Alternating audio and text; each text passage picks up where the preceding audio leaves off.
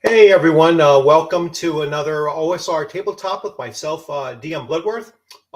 Good to see you all as you are logging in. I already posted the invitation if anyone wants to jump in and join in on this discussion. And there are quite a few things brought about this live stream. Number one is that I recently did an interview with Stephen Chenault from Trollord Games, and our focus in that interview was to talk about Trollord Games' response to a lot of the chatter going on around tariffs and the impact that tariffs will have on on gaming in general, but more specifically whether or not it will impact tabletop role playing versus board games. And I think it has far more impact on board games than it does tabletop role playing games, because their tabletop role playing games are predominantly books, as opposed to the cardboard boards and plastic pieces and whatnot that go along with board games. So that was one of the things that was coming up, and not everyone on both sides of the aisle were looking at the or the issue, I should say. We're looking at it through a strictly political lens. I think that many were just looking at it as an impact on the hobby, and so that is one thing that it brought me in, and I have my first guest coming in. So, hey, how's it going? So, do I call you Blueberry Wolf, or you can just call me Benjamin? I mean, I put Benjamin? I put there You can so call that me people Richard. recognize. It's fine. So, beautiful, absolutely. I was just giving a little primer as to what kind of brought about this, this live stream. So I know there were several things. I mean, obviously the last 3 weeks, everyone's been talking about the tariffs and the impact on, on the hobby in general. Although I don't put the hobby as being board games and tabletop role-playing games, because as tariffs are concerned, they're really two very different impacts, possibilities of impact. Unless you focus a lot on using miniatures in your tabletop role-playing games, then then it might actually impact you. So that was one of the things that brought about this this live stream. The other thing that brought about this live stream was, I've been following your channel and and seeing. Oh, let me bring them back in. Okay. Sorry about. I don't know what happened. Something happened. Who knows? Who knows? So I've been following your channel, and you go live like late at night for me. So I'm like, oh, I can hang in there for about like 40 minutes or so, or 45 minutes or so. But you have been following J. Scott Garabay's spiral. Spiral down in, wow, we keep on losing your connection. I don't know what's going on, why your connection keeps on slipping. I've never seen that before. So let's see. I don't know if it's something on your end or mine. If it keeps on occurring, what I'll do is I'll switch to another location. I'll switch to Ethernet or something. Okay. I've never encountered that either. Yeah. This is my first time with this restream, so all right. I don't know. Yeah. We'll it doesn't happen every few seconds or so, because we'll figure it out. You know what I mean? But I know I've been following your channel. You've been showing J. Scott Garibay's talking about the Orion Akaba is due his place at the right hand of Matt Mercer, and that is also kind of a political thing, in its own context, if you think about it, because it gets to the politics of gaming, and when is it a table's right to say you're no longer welcome? Yeah, I'll let you try to No, let's try this. Hold on, we're gonna try this as well. I'll wait until you can get really settled in and see. So just gonna wait for Benjamin to give me a thumbs up when you think you're good. All right, let's try it now. We'll keep on re-triggering it. We'll keep on. I'll try that. I'll try what I just did, and we'll see if that helps. Hopefully that solves it. So, I think of two things when it comes to politics and gaming, and there is gaming politics. All right, so the politics of games and things that have an impact on gaming itself, and then there are the external politics. And I know we started talking about that when we were like trying to wrap our heads around each other's own approach to the difference between Monty Cook's consent in gaming, and Vard Vikernes' political beliefs and whatnot outside of gaming. And I had said to you that I can treat those two things as a separate place, but in text it's kind of hard. It's impossible, to, right? To try to relay kind of where that stands without without it being either confusing or sounding hypocritical or disingenuous or anything along those lines. So, but let me let you, since I've been rambling now, introduce yourself, because this is your first time on my channel, and so let's have you introduce yourself and talk a little bit about your channel and what you've been doing there.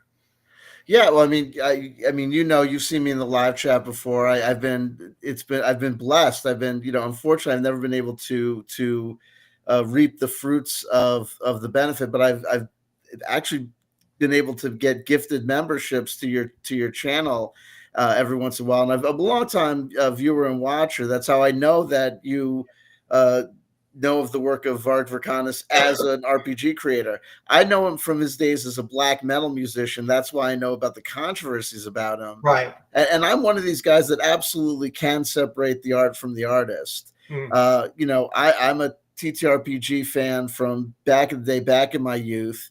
I've been doing YouTube since 2015, not as a TTRPG guy. I got involved in doing, following people on the esoteric conspiracy theory front. I got burnt out on that, wanted to relax. So I got involved, started a TTRPG channel thinking this is going to be mellow, and I ended up starting my channel just as the OGL crisis hit. Yeah. And so immediately found that the place that I thought I was going to come back and kick back my heels and relax into the old time hobby, what could be controversial about this space? And immediately found out that this place was full of people like RPG pundits, you know what I mean? And that the culture wars were in full effect here, and that it just was, and that people were, as anywhere you go, it's full of people. Well, you came in 11 years later than the real big push, but I'll let you continue. Yeah, I mean, it's just people get, nutty, and, just learning about the history. I mean, it's been fascinating, you know what I mean? Like catching up, I love OSR products, you know what I mean? I love everything. I'm primarily a solo player. I won't lie. And I love TTRPGs, and I'm often, I'm a bit of a curmudgeon like anyone else. And I would say, like, the only thing that's problematic about TTRPGs is the people. You know what I mean? I mean, it's is it not everywhere? Yeah, no, it is. It's absolutely It's everywhere. everywhere. It's everywhere. You know, And it's an interesting thing you say that, because when you go to conventions, all of that disappears, or 99% of that disappears. And I've said this before, like, I met J. Scott Garibay in person at Page 2, and very, very, cordial, greeting and everything. Yeah. I invited him to play at my table, which I have since regretted, because he did nothing but trashed the game that I was in. And it was almost like he had a totally different experience than everybody else at the table, and just like a totally different outlook on, like, no concept of what convention gaming is like, but if I ran into him again at a convention, would probably still be cordial. Oh yeah. That's just on he can't deal with me on YouTube, commenting on his comment page and everything, or just simply standing up and saying, no, you just don't understand how convention play is very, very different than what what he believes. And so, so it's an interesting thing. So I know I agree with you that in the hobby, you're going to find different people, and right. they're not going to mesh. And, I'm just putting a caveat in there that when you encounter these same individuals, with a couple of exceptions, obviously, I met another YouTuber there at Page 2, and the guy I think is just a complete schmuck. And I'm not going to say who it is or whatever, but, he's just somebody I would never extend that olive branch, to. But anyway, the controversies, I think, surrounding, and setting aside the Satanic Panic, right, because that was a totally external thing, that didn't come from within the hobby, pushing at the hobby to move it in any particular direction. If anything, the hobby coalesced together and defeated the Satanic Panic, with their interviews and, their newspaper articles and whatnot. So that I set aside, and honestly, I really didn't. Now, I was disconnected from tabletop role playing from basically 1989-ish through to 2000. So 11 years I was completely away from it. And is that 11 years or is that 21 years? 90 to 2000. So yeah, about 11 years or so where I was more involved with computer role-playing games and computer games in general, and then MMOs, going from around 2001 or 2, whenever World of Warcraft was in beta or alpha, and when Star Wars Galaxies, actually, which was before World of Warcraft, when that was in alpha and beta as well.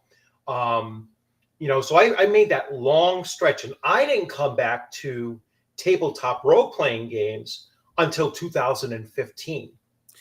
Yeah. Wow. Okay. Yeah. And common story. A lot of people, Eric Tankar is another guy who was away for a long time and then comes back. Yeah. A lot of people came away and came game back. that brought me back to tabletop role-playing was Mythrog. Yeah. Okay. And I'll tell you the story. So I was heavily involved in and backed the Pathfinder Online Kickstarter. All right. And I was all in on Pathfinder Online. So that would have been like 2013 when they were pushing that thing. And when I say I backed it at like the $400 level, in that. And I was really, because I was like, wow, it's going to have PvP, it's going to have this and that and all this other stuff. And then I started realizing that Ryan Dancey has no business doing anything with PvP, because he personally loathes it.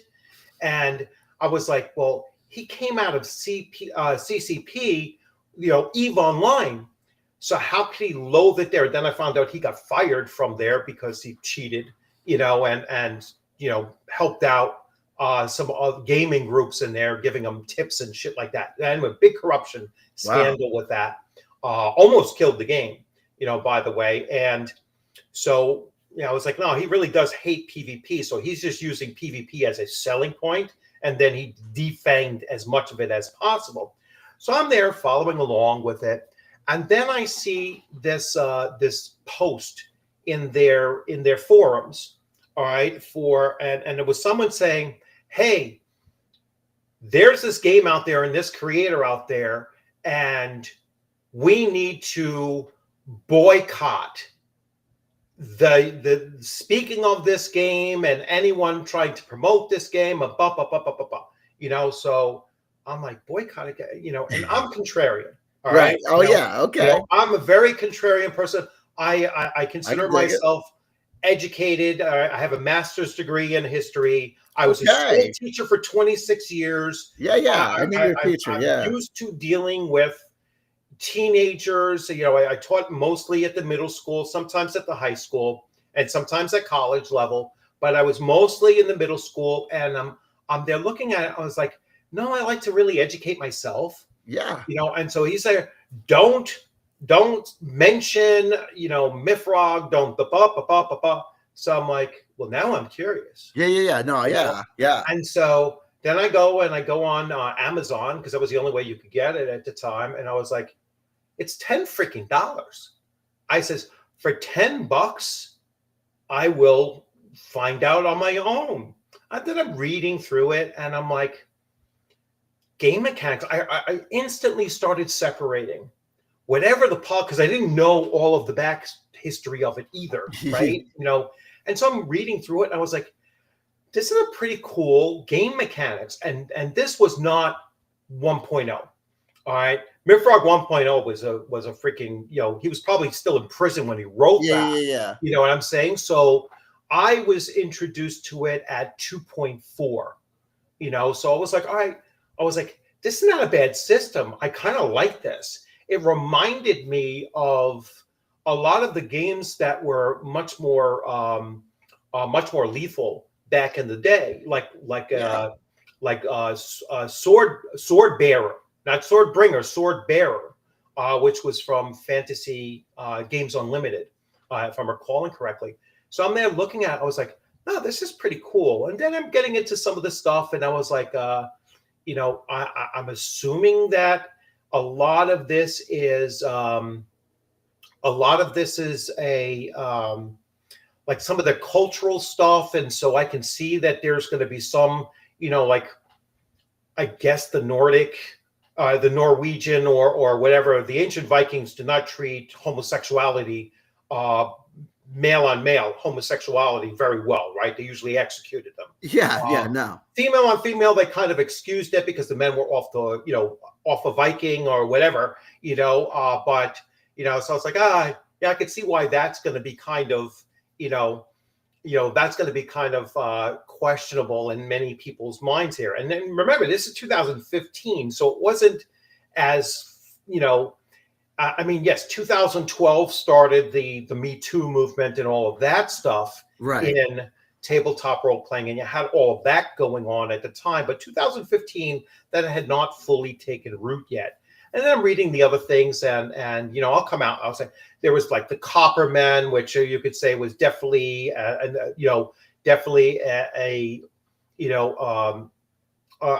calling out Jewish or Hebrews or whatever.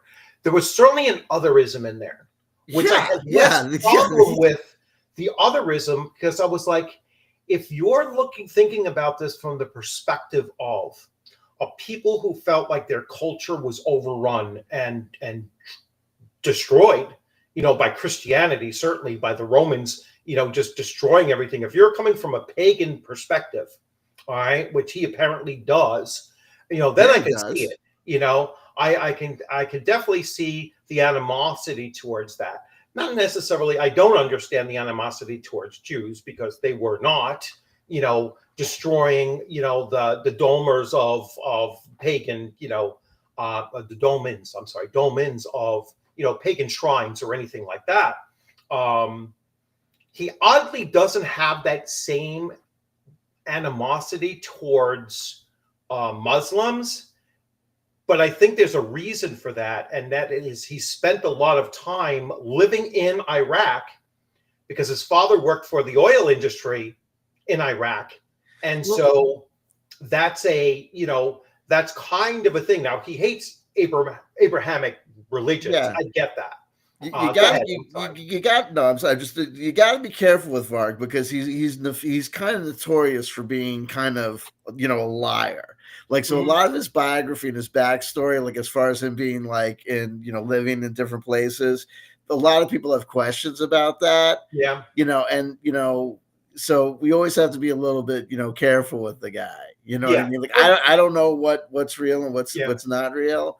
You know what I mean? Like, right. He's just, he is who he is. I mean, right. A lot of the people that have problems with his system, it's not just, with his, and I'm one of these guys that can absolutely, like when I found, like I got this book about the history of TTRPGs. And when I found out that they had an entry that said, we're not going to talk about M.A.R. Barker's, right.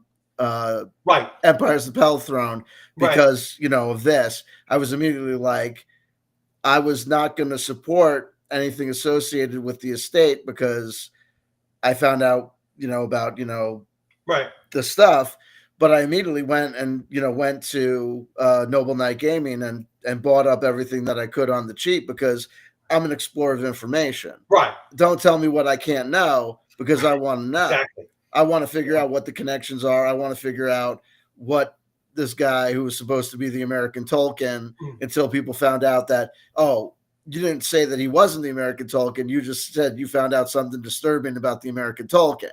Yeah. Well, now I want to know what now I want to know what made him so-called the underground American Tolkien even more, But as you were saying, go on. I didn't mean to cut you off. Yeah. So, I mean, so again, I can look at it and see especially in the early on versions of that game where you could create problems from it. And the one time because again, I'm kind of contrarian, and when my players are trying to do something, and I had one player who was trying to create a society, a fort, a village, whatever, a group around just the one hyper pure blooded, whatever they were called, Thulians. So super, so I kept them pointing to them, and I was like, they're only 5% of the population. So you're going to try to build a domain, basically, based on only 5% of the population. All right. So I says, all right, I'll let you do that. But every time he was attracting people to his, little fort there, he was turning away the other 95% that were showing up. And I was like, okay, so you keep on doing that. And he was like really stoked about it. And they had about like 27 people in his little community there. And then while they were doing their little hex crawling and everything, they got the notice of a very large orc clan, and the orc clan first started scouting them out, and then bang, dropped the hammer on them and wiped every single one of them out. And I was like, it's because you didn't build, to be viable. You built this purist mentality behind it. And I did that on purpose, to kind of show them that if you try to create the master, the master race, the master, supremacy, thing, when that's only 5% of the entire population, it's going to fail, and it kind of, and it was a great time to end that, whole campaign. It lasted a couple of months, but I was like, it is what it is. It's like, I will teach you that lesson if you want to try to play the game that way. So again, I I think about games, and I think about, you might have your real world politics, but I actively try not to let them blend. All right. Now, so gaming politics and Monty Cook's consent Right. things. So I had done a video a couple years ago now, where I break that whole thing down in like 45 minutes. I go line by line through I the whole watched thing. it. I watched Yeah, the you watched video. it. So Yeah. and my main point was the tyranny of the tyranny of the one. I Right? got that point. I got And that point. that's how I looked at it. So what did you think of that? And then I'll explain further. Yeah. Okay, so two things. Number one, I read the consent in gaming, the 13-page thing by Monty Cook, and I'm not a I have my own problems with it. And then I watched your video, and I actually think that I can speak to one of your concerns, and I think I've got some feedback that can kind of, maybe just not like it's not a point to be corrected, but I think kind of give you some kind of maybe some other perspective that might not change your mind, but like maybe give you like another perspective, just another perspective on it. Yeah. And like I said, I read the PDF once, and I watched your video once, and as you said, I know you made that video many moons ago. Yeah. Well, when it first came out, yeah. Yeah. So the piece that I got was this tyranny of the one thing, and the one thing that I got was this notion of it was the idea that there's that one part where a person could object to something that they found triggering and not explain or not offer an explanation of why they had a problem, but just say there's a problem. I'm not going to offer an explanation of why, and everyone just has to move on without any kind of feedback about it or any sort of requirement to report what the problem was. And then I think you had that there was compound, that there were multiple places where that kind of one individual could say without an explanation or without a reporting, this must stop and we have to go on to something else. And the kind of feedback that I wanted to offer you was, well, number one, we need to know that in the whole document is kind of put together as a totality of steps, and it would have begun with, there would have been like a kind of session zero where there would have been opportunities to say, before there was too much work put in, there would have been some sort of guidance. So it would kind of be, there's a possibility that someone could get triggered by something, but it would probably be a rare thing that this probably wouldn't happen. And if it did happen and something did go terribly wrong, okay, so what about this? Someone could say, stop, and don't make me tell you why. And that I could understand why that would be frustrating, but let's think about how that could happen and why we shouldn't expect someone to tell a table full of people why. Hey, man, a person could be the victim of an essay. A person could have been a victim of something horrendous. A person could be triggered by something. We don't always know what something flips us out, why something flips us out that flipped us out. And we may not be comfortable telling people or exploring why these disconnected memories are all of a sudden coming up. Also, it seems to me, when I read this document, that this is really not a series of, this is not like an X card that we would see at a tournament or at a convention. This really seems like it's a PDF of like 13 pages for like an ongoing group of people. Like even when you see the stuff, like the follow-up stuff for aftercare and stuff, this really seems like this is for like a long-term group. This is not something that would be like, DM Bloodworth prepares, a BX style run through of like, gangsters and whatever. And all of a sudden someone at the table is like, bullets, you know what I mean? Like, you know what I mean? It's like, it seems like this would be, something that we're not going to run into that much.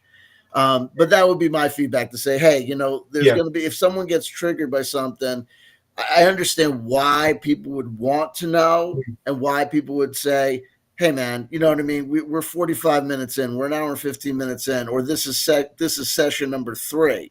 Yeah. And all of a sudden, you're calling us, you're breaking it down. Wait, you got to tell us why. Hold on. Or at least the DM. You have to tell the game master why. Right. That way the game master would know, all right, we're going to skip past that. That was my main thing. Right. I get it. I totally get it. Yeah. So the It's like, feedback that I would how do I get would know be like, when yeah, I can, like, when I'm supposed to skip, what I'm supposed to skip over, when can we resume? Then the other thing in there, and I know it just drove me nuts when it comes, if it happens again, you have to apologize. But if I didn't know what happened the first time and what triggered the first time, what am I apologizing later on for it happening again? I'm like totally in the dark. Yeah, I'm going to tell you the honest truth. As someone who has dealt with, I'm in active recovery. So I deal with, and I've been in active recovery, and I've got, complex PTSD. And I've been in group recovery rooms for people with CPTSD. This document at one point says, hey, we're not therapists. And then at a later point says, oh, but we have to follow up and do aftercare and check in for aftercare. Like, this is not a good document. Okay. It goes way too far. If you look at Jason Tashi's 24XX, like 2400 system, I don't know if you're familiar with this. It's got simple little safety tools in there. The X card is fine. There are ways to do to protect people's boundaries. There are ways to implement safety tools that doesn't need to go if you want to do this, if you want to implement this document or take these on as guidelines, I think you can. I don't think it's going to hurt anybody, but I definitely think that there are reasons to understand that this document is not a perfect document, and this document may go a little bit too far. It's like, you know what I mean? Like you don't want to be a therapist, but then you're telling people to follow up with aftercare check. It's like, it's almost like it's giving, very, very bad advice, because it is encouraging people to go into something that they have no expertise in. I mean, and that's probably more dangerous than just saying to the the individual that's having an issue, and this is what I said, I think, during that video. Certainly, I was like, if you need to step away from my table, go to the bathroom, go get a snack, go get something, walk away, and then come back when you're comfortable, whatever, and sit down. And the rest of us, though, are going to continue forward, and to your point about like session, I believe in session 0.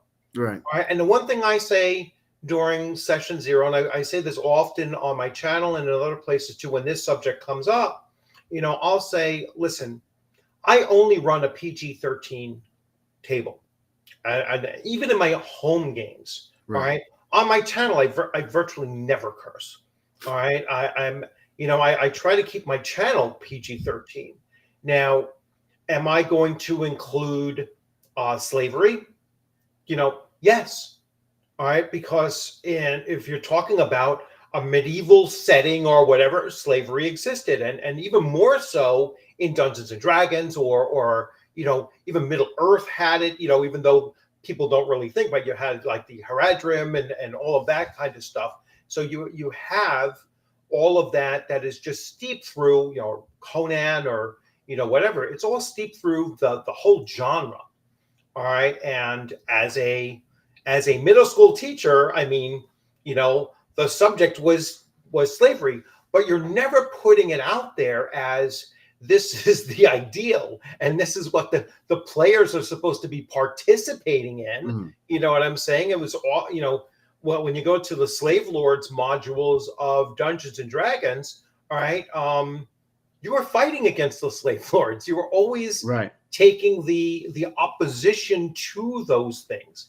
So if you're, if those kinds of things, which I consider to be PG-13, and I'm only running games for adults. I think the youngest player I've ever had at my table was probably 13, and obviously with someone that young, I'm not going to include certain things.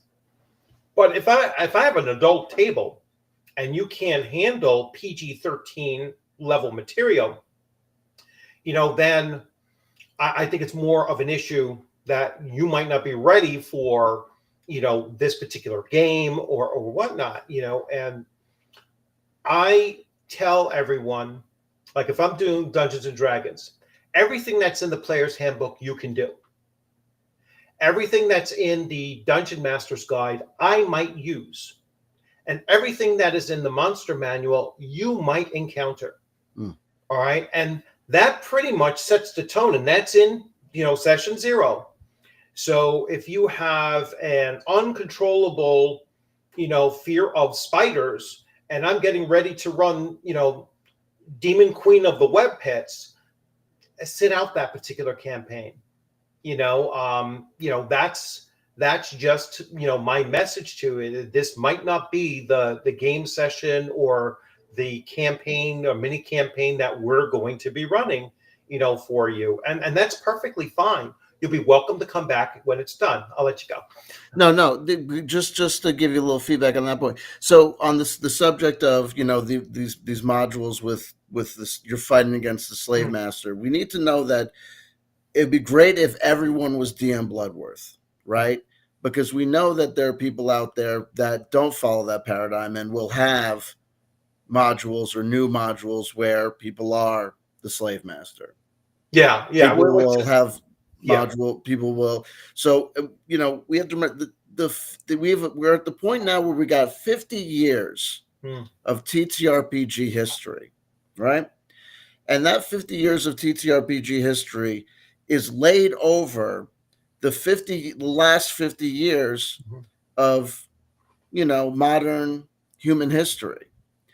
And those two things, go alongside each other. As we've introduced the evolution of going from simple dungeon crawls and overland hex adventures, we've also seen radical new influences and ideas and concepts of what's going to be covered in gameplay, romance, different cultures, different influences, different ideas and stuff being put in. And we've also seen our culture evolve. Right. And stuff. So we have to know that, and this is something that I'd say for the protection of everybody, from the DM to the players to, I just don't want to see fights break out. Oh yeah. Online or between people or whatever. So, we have to be prepared to say, there are going to be people that are going to interact. And I think what ends up happening is that people need to know that things change. And even though a module that might have been considered, or a subject matter that might have been considered totally acceptable in 1985, like you said, PG-13. Yeah. We talked about Conan. There are certain movies that you made in 1985, you ain't going to make in 2025. There are certain depictions of certain characters and certain depictions of certain situations that you could do, maybe even in 1992, that are just not going to make it on the silver screen today. And if you put forward those depictions as a guy, I'm going to be 50 this year. You know what I mean? That might, to me, I feel like you might think you think you're old, but I encounter it all the time where I'm thinking that my behavior, I think of myself as a pretty hip with a guy, a pretty progressive person. And there have been times where in interactions and encounters, my kids have been like, you can't say that. And I'm like, what? And they're like, that this terminology, this vocabulary, this, that, and the other thing. And I'm like, you got to be. And they're like, yeah, you got. And I'm like, me? I just got checked. And I feel bad, but I get it. You know what I mean? It's just, I'm not I get it. Not all change is progress, but some change is inevitable and has occurred.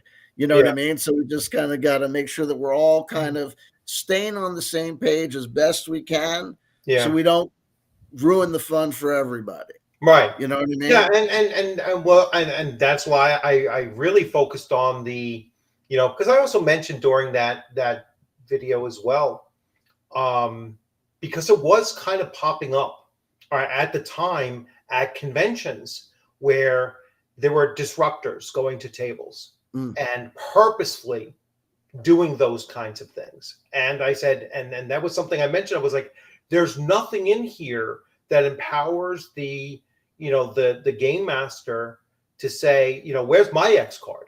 It's like, if your behavior is disruptive at my table, then I should be able to eject you. All right. And in your private table, that's fine. You absolutely have that ability to do that. But in the convention, it gets a little bit scary because that same person will run to the convention organizers and have you banned. Mm. All right. And that's what happened to one person over at the big gaming convention in England. I forget what it's called. But no complaints during the session at all, and just totally misconstrued what he had, because there was a lot of innuendo, put into it, but never explicitly described. He just said everyone woke up naked in a dungeon, and they were muddied up and covered up and everything, but nothing more than that. And they were specifically playing a game that was advertised for 18 and above, was advertised as rated R, and not a game I would run, or a session I would run personally, but the complaint came well after the event. And this was someone who was running at that convention for a decade or more. All right. And then all of a sudden, bang, banned. All right. From just one unsubstantiated allegation, and so that's where I was like, it's again the tyranny of one, where it could be set up to just overturn what's going on at your table and potentially ban you from that kind of thing. And then around the same time, we're starting to see conventions requiring safety tools at the tables, and again, this is all, just like when they started requiring masking and all of that stuff this was well before that. And they were starting to require, that you must have some kind of safety tools at your table. If I'm running a PG game, what safety tools do I really need to, and then force me to use if that's going to interfere with what's going on at the table? If it really is a truly innocuous table being run, shouldn't need that. Well, the point is this, is that, like I said, about the 50 years of TTRPGs running against the 50 years of our modern developing human society, we are learning more and more about things. There are a lot of things that people didn't voice, that people would just kind of grin and bear it. Mm-hmm. People allowing depictions of themselves on the silver screen, gay people, trans people, women enduring things in society, comments about their bodies, this, that, and the other thing, right? That they just didn't voice concerns about because they just kind of went along to get along. They just kind of grinned and bared it. And the purpose of these, you may conceive of, hey man, what could possibly be wrong with my game? I'm DM Bloodworth. I'm just running a PG-13 game here. This ain't worse than Conan the Barbarian. But what you don't realize is that what you think is a fine old dandy summer candy situation that is no worse than anything that you saw in this scene from Conan the Barbarian actually triggers my memory of being sexually assaulted at summer camp. Right. Why not have an X card that I can simply press and point to, not talk about it, and then, hey man, don't we all know that every good DM is supposed to be able to do this, do that, and do the other thing, because every DM is taught DM 101. Whatever master plan you had, whatever great narrative you had in your head, whatever idea that you had that was supposed to be a cross between Dashiell Hammett meets Ernest Hemingway underneath the starry sky of the Maltese Falcon, that's great and that's wonderful. It ain't going to happen like that. Yeah, you have to ship. Yeah, right, forget about it, honey, because they're not going to get on the ship. Yeah. They're going to be checking out the cobblestones for some reason because they think there's the mysterious key is there. It ain't there. Right? Yeah. It's going to be like Zork. They're going to be always going the other way, doing another wisdom check on the tree of nothing until you break down and put something there just to make things go forward. Right? So it's like you can take it as an opportunity for put the X card there. Let them do it. It's a pain in your butt, but you never know. Hey, once upon a time, not because I think you're like these folks, but because we just have to know that once upon a time, when they started integrating schools, people said, "Oh, I can't believe that we've been doing this for 100 years about this, that." You know what, DM Bloodworth? Hey, I tell people that come to me about this, that, and the other thing, I say, here's the thing. If someone tells you that their pronouns are this, that, and the other thing, you got a choice. If you want to be mean and rude to somebody that you think is got the wrong idea about this, that, and the other thing, and you think is crazy, you could do that and create some negative feelings and be meanie, create some bad feelings. Or you could just learn and just call them what they want to be called. You want me to call you Mrs. Bloodworth? Oh, I'm not going to, just call them what they want to be called. Right. Put the X, if the convention says you got to use safety tools and the safety tool is an X card, Now, I'm not saying that it's right for people to be disruptors. And, look, hey, what happens is that if enough people act like terrible disruptors and you can't get along with those people, what's going to happen? The conventions are going to go away because people are going to be like, we can't deal with this. Or they're going to go to their own conventions. Do you think that at Avenger Satanis's VengerCon, they got safety tools? There ain't no safety tools at VengerCon. No. Right? Hey, guess what? There ain't no ladies either. Right? You see those photos at VengerCon? Well, I'll take the X cards. That's pretty much, I mean, most small cons I think for the most part, it's probably only about 20% female. Yeah. That's it. You've seen Gen Con, right? You've seen the crowds of Gen Con. Right. It's like, and I know if you watch Diversity and Dragons thing, he has that clip when, it's Kyle Brink talking about, this isn't a hobby for, the white right. He's got, you see 1,000 white middle-aged, white men walking out of that auditorium, and maybe one or two that aren't. Right. It's like, it's like, no, that's 80 or more % of the hobby. But I've always said it. First of all, my first table was extremely diverse. I mean, there wasn't a single person who was the same ethnic background or even race, of anybody else. We shared nothing. It was like virtually nothing in common. Or actually, I was, I'm half Italian, and one of my other players was half Italian, half Puerto Rican. That was as close as we came. We had a Jewish member, we had an Indian from India member, we had a Chinese member, and then us two mutts that were kind of mixed of different ethnicities. You're halfway to a Henny Youngman joke. But we had no females, not because we didn't want them. We would have freaking welcomed it. You know what I'm saying? It was like, hell, we tried to get some of our friends' sisters to play with it. They wanted nothing to do with it. All right.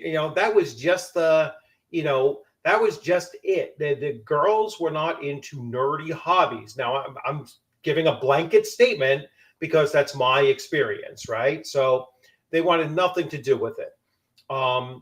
Do I prefer to have a female? I have a female playing in in my games today for the last 3.5 or 4 years.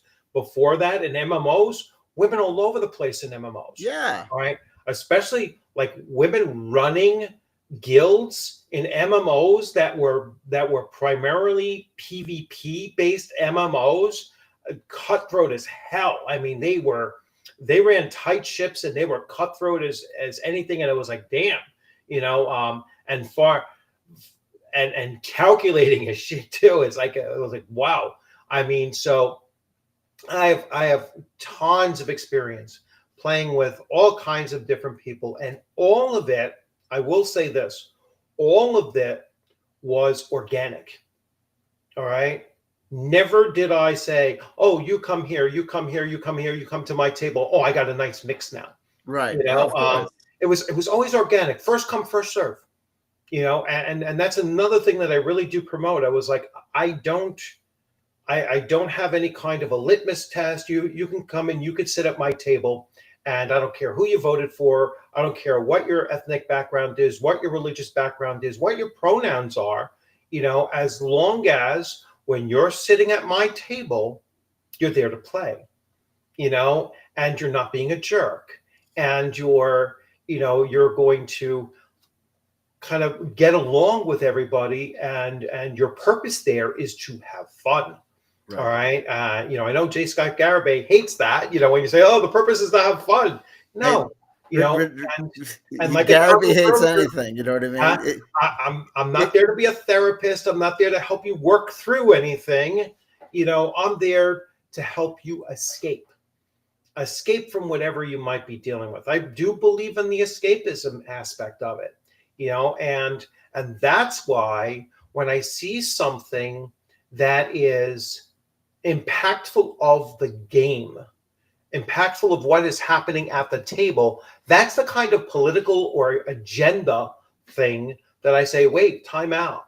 That's not what we're here for, and that's why when I came across that thing, and I kept on like, wow, one person could really bring the whole thing to a screeching halt, whether it's on purpose or unintentional, and I always think the best way to handle that, if I were in that situation, right, I would just take a break away from the table for a few minutes, go get a breather, do whatever, and then come back, kind of look over and see, are we good?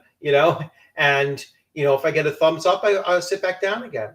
All right. If something else came up, I'm going to excuse myself from the table, because I'm not looking to disrupt everybody else's experience at that table, because they might be perfectly fine with what is going on. And I'll go find a different table to play at, and that was something I didn't see in Monte Cook's. Like, there was no onus on the person looking to bring the game to a stop.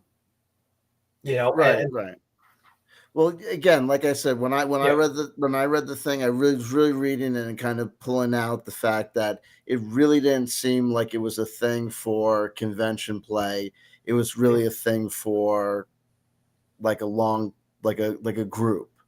Like it was really something for like kind of like a group dynamic, and that's something with people that kind of like knew each other, or like that were looking to kind of know each other over a longer period of time.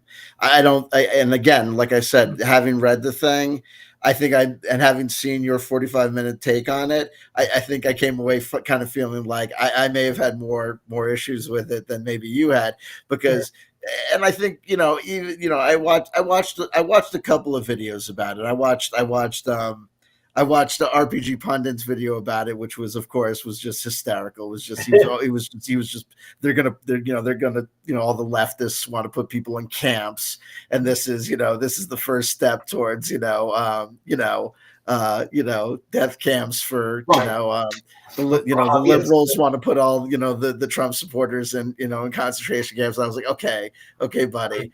And then, it just, all sorts of different, I saw Grim Jim's take on it. And, it was just, it basically, to me, was like, let's worry about it when it actually turns into a problem. Let's not worry about the slippery slope arguments. Let's not worry about, first it's gay marriage and then it's people marrying their Dobermans. Let's take it one step at a time. Now, obviously, you were reporting your experience at convention saying that there were actually disruptors and people that take things too far. I mean, whatever, when problems happen, and people need to find ways to adjudicate human disputes, and do it maturely, and that's always going to be, a struggle, and that's always going to be a problem. My take on it is, let's have ways for people to communicate. Let's not require people who feel that something is triggering. Let's not make them tell people, because sometimes those triggering things are not the kind of things anyone's going to be. People may think they want to know what a person is really upset about until someone starts saying what's really upsetting them. And then people might be like, I didn't want them to tell us everything, because then the tears, people might really not, they want to know until they find out, and then they don't want to know. It may be better if people just say, okay, let's hit the X card. Okay, we're going to do something else. But there's the trouble with also, people, some people shouldn't be playing TTRPGs. Some people, if they're triggered about this, then the other thing, this might not be the thing for them, Yeah. And that's, again, something that, I know it's very difficult to say, that, hey, you know what, maybe this is not the place for you to be. Right. You're just not prepared for this, and because of the nature of not knowing exactly what could happen, like you were saying, like, I believe in preparing, not planning, so you're prepared to run the game session, but if you plan or over plan, certainly, it's not going to go the way, but, yeah, you could have experiences where it's like, it's just like, this is not for you. And I've witnessed that, I witnessed that in basic training, one time where one of the soldiers that I was actually buddied up with. Wait, actually, hold on, Richard, before you go into that, I gotta tell the story. I gotta take 5 minutes. Can you give me 5 minutes? I gotta make a phone call. Is that cool? I'm so sorry about that. So no problem. I apologize. Yeah, I'll go into something else. I'll save the story for you when you get back. So, everyone, anyone else want to join in? I just gave out the last of the 5 gifts to everyone. So Naz, the Forgetful DM, Juan, Esteban, and Bill. All right. So you can all, enjoy all of the perks of that membership. And, if you decide to stay on beyond the membership, that would be greatly appreciated. It's really cheap. I think the lowest level is like 99 cents or, for the month. So you're certainly welcome to stay. And that will open up that you can join in on any of my games that I'm running, or you can even say, hey, are you willing to run this, a one shot or something like that? And you're welcome to do so. So make sure that you join my Discord and let me know that you are a member. Like I said, even a free member, and I will give you that role, and then you will have access to all of those things. Let me get into the chats and take a look at some of the chats, because we've been spending a lot of time. And I want to say hello to everyone that has come in. So I see Bo has been very active. And Off Grid, I know I saw that you had to step away. Ducato, hey, how's it going? Always good to see you. Jay Scott did 10 videos about Orion in a single day, but according to him, he isn't obsessed. All right, his eggs are definitely sliding more off the plate. That's a great line. Yeah, it's, and again, it goes back to that kind of thing, right? So imagine if you have a player, at your table that is really obsessing about something, whatever. And my biggest pet peeve is not liking spotlight players.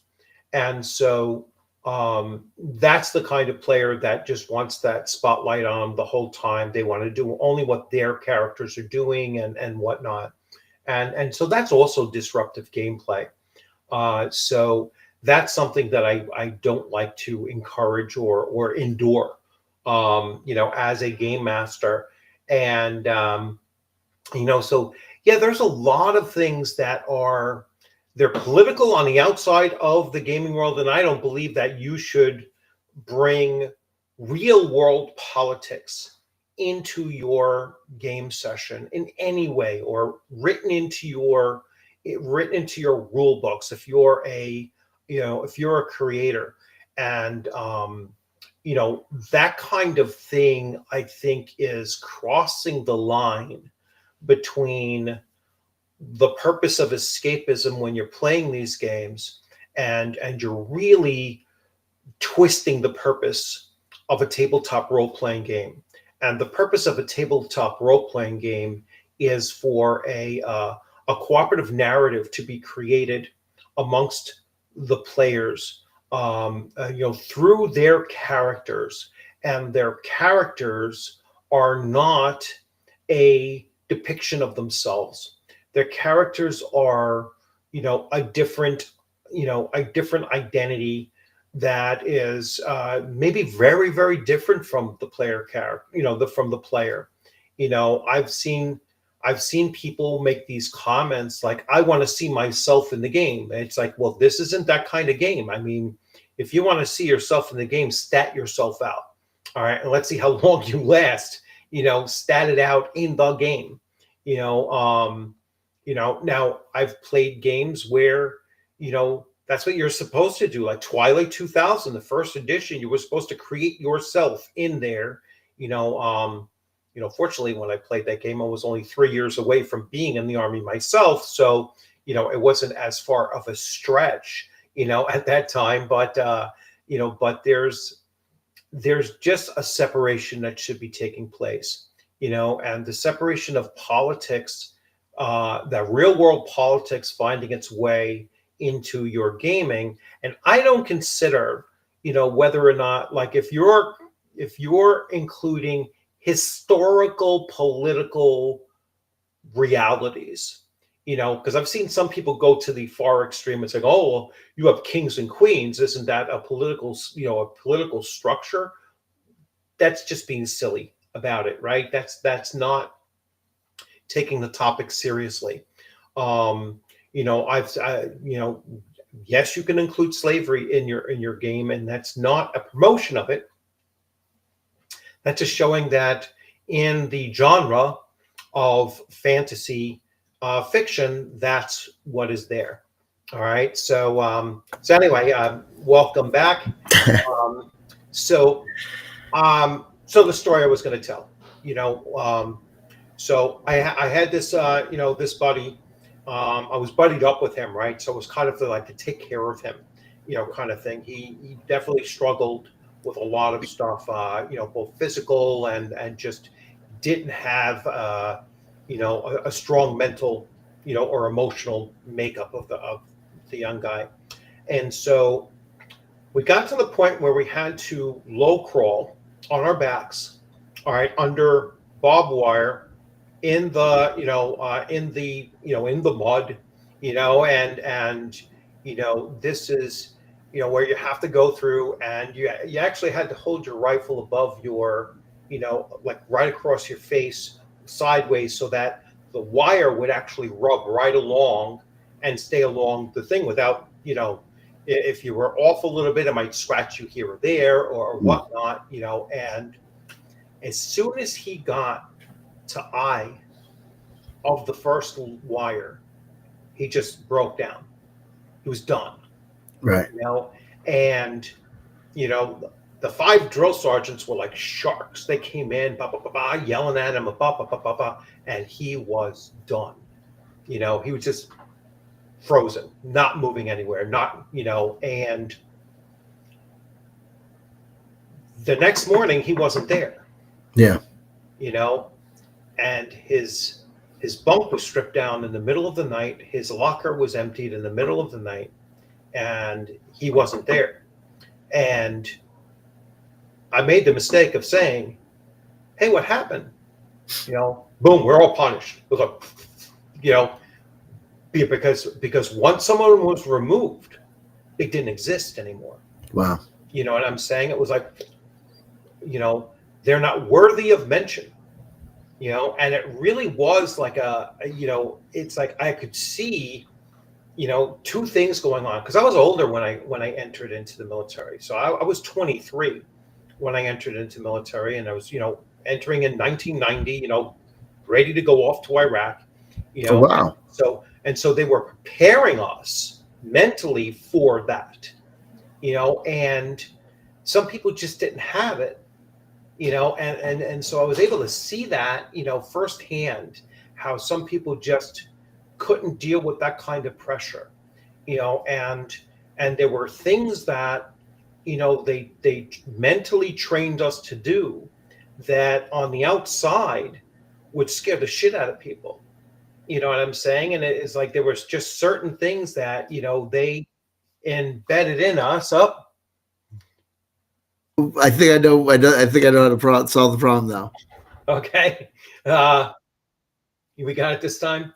So there were certain things. Oh, let's go and got it now. All right. I guarantee because we I think we solved it last time, so I think we just solved it again. Yeah. So there were certain things that, they set into us, triggers, right? Yeah. And so getting back to your thing, like, you don't know when these triggers would happen, and it was one of the reasons why, once I got out of active duty and everything, got back home again, and, I was attached to a military police unit, when I got back, and, it was almost a straight line path into becoming a police officer, and this would have been in New York City.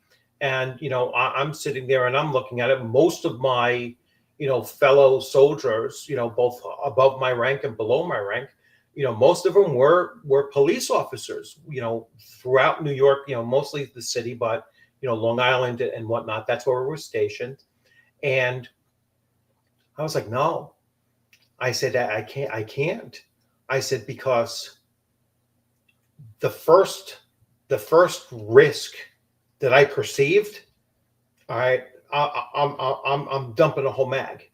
You know what I'm saying? It's like, there's no questions after, boom, boom, boom, and I just knew it. I was like, nope, they set that into my head, that, any threat, any perceived threat, boom, you don't hesitate, and there was a very specific incident that we were on, at Fort Jackson, South Carolina, during basic training, where they embedded into us a fear of the wild dogs that were throughout that whole, landscape or whatever.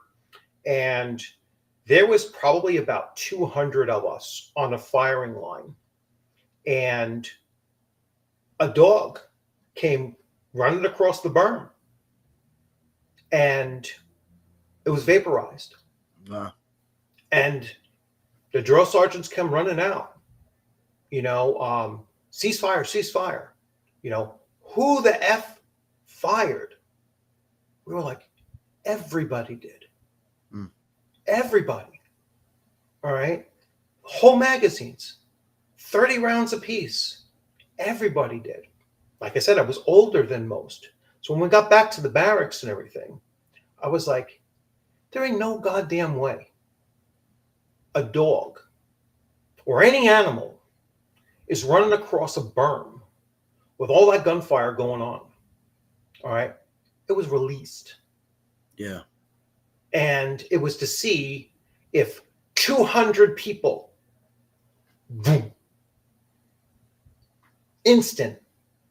And then there was no punishment that followed it, which was the other thing that kind of, I was like, that shit was planned. Yeah. And it was planned for weeks, because as soon as we went into the field, that's when it started, if you're, you're living in the woods, you'll always be in pairs because of dogs, I was like, it was intentional. Yeah. But it's scary when you think about it, because I wouldn't hurt an animal. I'd shoot a person before I'd hurt an animal. Yeah. You know what I'm saying? And so I'm saying, I was like, that was a trigger they implanted in us. Programming. Yeah. I was like, it's just unbelievable how instant it was, and without a thought, without hesitation. And so I've seen both aspects of triggers. I've seen someone break, and I've seen somebody go beyond what they normally would do. And so, you know, when it comes to gaming, that's not what gaming is supposed to be. You know what I'm saying? It's Yeah, it's not what gaming's supposed to be. But as we live in this society, but what you said about you didn't know what they had done to you until you put the pieces together, and you were an older cat, so you were able to put together what a lot of people around you probably didn't. It's one thing when people are doing things intentionally, and there's a lot of things that people are doing intentionally that people aren't aware of. But a lot of people are exposing themselves to things that they're accidentally traumatized. right. You know what I mean? Like, people are exposed to all sorts of things. They don't know how they're being programmed or whatever. Right. I'm more progressive. You're more this. We know where we're coming from a little bit, but I'll tell you that I know that there are people that I deal with on the left that, are reactionary to all sorts of stuff. And I'll be like, I know that they're doing all sorts of stuff that they don't know what they're responding to. They don't even know. And I know that there's also people on the right that I'll say, do you even know that there's no follow through to what you do? Like when people talk about like the getting up in arms because they're saying that something is obscene to them in the game because they changed it from race to species. I'm like, yeah, because it doesn't make any sense to say that orcs and humans are races, because they're not. They're not the They've always been species. I agree with species. you. Yeah, you know what I mean? Like, come on now, what's the problem? You know what I mean? Scientific species. They're species. You know what I mean? Like, it's not wokeism. right. It's scientific. It's evolution. Yeah. It's science. But that's how it should have been marketed, right? That's how it should have been said. Hey, this should have been species right from the get-go, and then you can account for saying, well, you know what? Elves and humans can't procreate, right? Because they're different species. Just like cats and dogs can't procreate, right?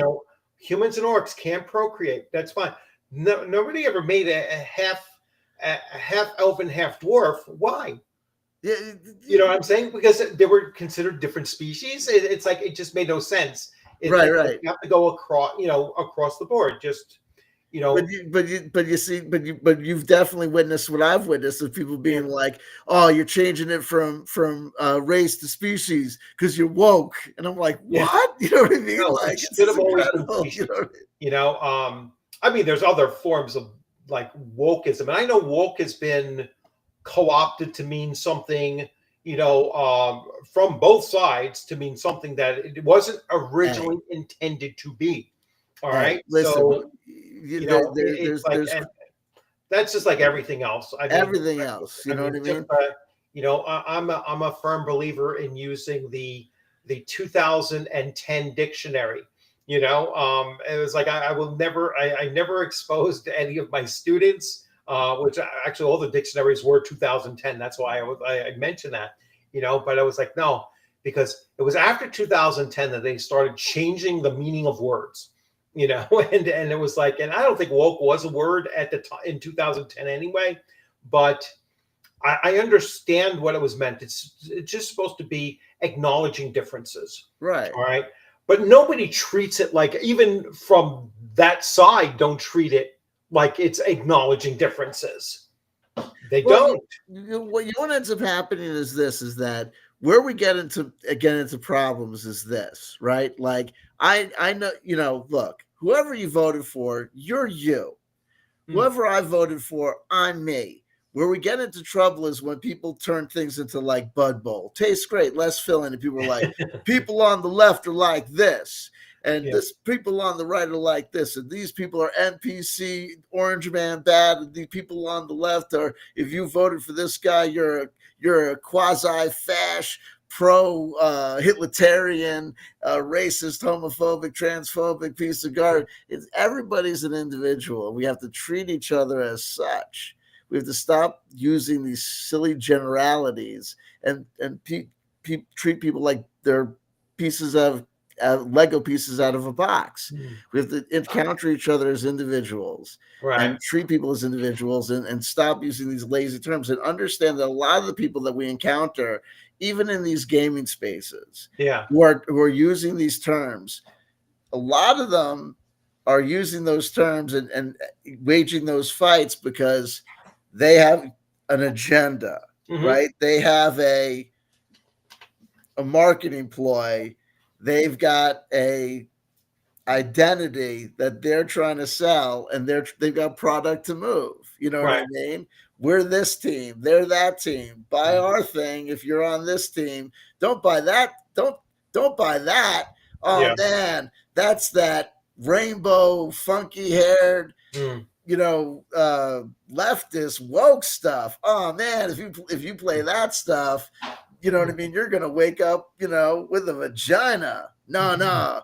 You want to play Bloodsport King of Champions, XYZ, D6 over D6, man. That's what all the dudes are playing. You know what I mean? Then you'll maintain your, white nationalist Christian paradigm for the year 2026.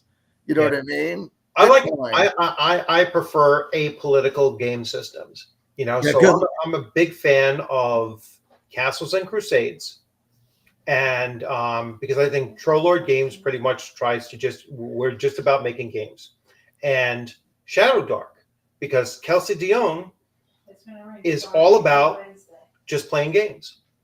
All right, and that is like one of the most interesting things about her, because I can't speak precisely about her politics, but I certainly know that it's nowhere near conservative, or it's certainly not as conservative as I am. But you don't know. Hey, listen. Right? I said I really can't. Right. You have no idea. But she could be conservative as all get out, right? But she doesn't talk about that in the context of her gaming, or anywhere really, to be honest with you. All right, because she's not. She's a genius. She's not a marketing fool. No, she's a marketing genius. Say, if you don't believe in this, if you believe in this, don't buy my game. All right, and I could point to Evil Hat and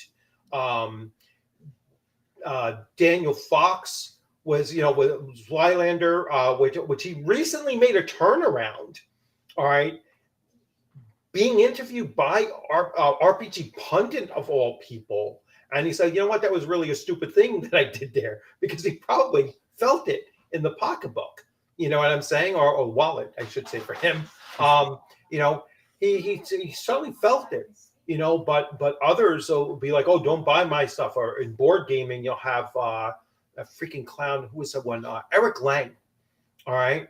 Who, oh, H.P. Lovecraft is this and that, and he's a horrible person, and he's a xenophobe, and he's a racist, and but I'm going to use his fucking IP because it's public domain and it sells. And I'm like, what a piece of shit, that you're going to say here, you're going to lambast this creator that is 1,000 times more important than he will ever be. And you're going to use his IP because it's free, it's cheap. You know what I'm saying? And you don't have that level of creativity, to create your own. And so it's those kinds of individuals that I see that I'm like, that's the kind of people that I say, don't buy their crap. Don't, stay the hell away from them, because they have no respect for their own product when they say that, or they have no respect for the consumer in general. When they tell you, oh, don't buy my stuff, I will abide by your wishes 100% of the time. When you tell me don't give you money, you know what I'm saying? It's like that's not even a hard thing to sell me on. Right. Well, first of all, I've been, like trying to avoid, politics and gaming. It's like, when we saw RPG Elite say, basically he was like, he said, he did his best to try and not say it, but everyone knew because of the timing that he was no longer going to have anything to do with Monte Cook Games, because they said something about the tariffs, and they explicitly said something about the tariffs, and they didn't like Donald Trump. I was like, well, first of all, RPG Elite is, says political stuff, kind of quasi-political stuff, and lets us know how bad he feels about a whole bunch of different things all the time. So it was like, my statement was like, good luck avoiding politics again, because there's very few companies where you could say their politics is unknown or nothing about their politics is known. Like most creatives are on social media. Right. So most people end up saying something along the way that lets you know what side of the spectrum they're on. I always say, look, if you like something, buy what you like, regardless of what I like. Vard Verkadis is wants me dead. He absolutely wants me dead. Right? I'm half Jewish, half Puerto Rican. He's burnt down churches. He's an avowed neo-Nazi. He wants me dead. I'm going to buy Recon Quest. I absolutely will. It looks hot. You know what I mean? Yeah. I listen to his music. I think the guy's an idiot, but I don't like his music. What? It's like, I don't like his music. Yeah, I'm not into black metal. It's there you go, right? So you know what I mean? But it's like, there's 1,003 people that I listen to that I think they're absolutely crazy. Yeah. You know what I mean? But it's art. Art is art. I'm very selective of who I will not purchase anything from. Right. Or watch or anything like that. Very, very selective. I mean, I can look at some people's art and be like, wow, that's really great art, but I'm glad that person is no longer amongst the living. Yeah, absolutely. Absolutely. I mean, John Wayne Gacy was an incredible artist. Yeah. All right. An incredible artist. All right. Fascinating stuff. I wish them 1,000 miserable deaths that anybody could have. All right. Sure. Because, any child harm is something I will not tolerate. That's the line. It's like that's I'm not usually the line for people. It's like when you said about you'd heard a human before. It's like he killed the guy. Whatever. Well, you know what I mean. It's like I'll buy 10 of his books. Yeah. Oh yeah. He shot a dog. I'm not gonna buy his book anymore. Yeah. You know what I mean? Yeah. That's the kid. Let's get him. Right. Yeah. You know what I mean? That's usually like kind of the thing. So I mean, there's one of the first people I ever put into that category where I'll never watch or never, was I just lost her freaking name. Hanoi Jane. Jane Fonda. Jane Fonda. Right. Now, as somebody who was in the military, obviously I'm not going to. I'm not going to follow, and I liked her in, what was it? Midnight Cowboy was like the Clue. That was, no, the Electric Cowboy. The Electric Cowboy, right? 9 to 5. That was the last movie I saw her in. But that's what I love about you, man. It's because you were like, because it's like when we were talking about Vard Verkadis, when I was like, oh, we were talking about RPG Elite, and you were like, and you were like, Monte Cook Games is consent to gaming. And I was like, but don't you support Vard Verkadis? You were like, I can separate the art from the artist. And we just talked about, you were like this. Yeah, no, sometimes Vard Verkadis is a neo-Nazi, but Monte Cook Games put out this thing about consent to gaming. And you were like, Jane Wayne Gacy's a great artist. You're like, but Hanoi Jane Fonda, I was in the military. F that lady. Yeah. I love you, man. I love you. I mean, you're always going to have something. You're always going to have the exception to the rule, right? There's always an exception to the rule. So yeah, that's one of the few exceptions, and that was, geez, when I wrote her off was in my early teens, actually, so that was back in like, because I don't know when did that movie come out? Electric Cowboy. That had to be in the 70s, maybe probably late 70s. Right. That movie came out. That was with and you should probably give before your time. It's definitely before your time. Give the young cats some context so they know what what you're talking about with Hanoi Jane and why you wrote her off. It's because when she posed with the VC. Yeah, when she was and fully supportive of them. It wasn't just that. I mean, she was fully supportive of them. And so that's why I was like, nope, done, Right. So that's that. But she was the first and really one of the very few that I was like, you know what, I just want nothing to do with this. But I mean, Kevin Spacey for other reasons, right? Like I won't watch it. Yeah, absolutely. That goes to the child, issue. Yeah, absolutely. So no, and he's been in great movies. Sure. Great actor. Won't give him a penny. Won't give him a moment of my time. Most stuff with that is agenda driven. I won't give it time. I just don't. That's just not my thing. I don't care what the agenda is. Right. You know what I'm saying? I don't like watching political movies. I mean, I'll watch Top Gun, hoorah, hoorah kind of stuff. You know what I'm saying? But other than that, I mean, it's just not something that I'm looking for in my entertainment. And that's where we get back to games, right? So in my gaming, even in computer gaming, and you said that you like solo games. So I don't know if you mean solo tabletop or RPGs or solo games in general. I like solo RPGs too. Yeah. With I've been playing recently. Oh, what is that one? It's in 5. Far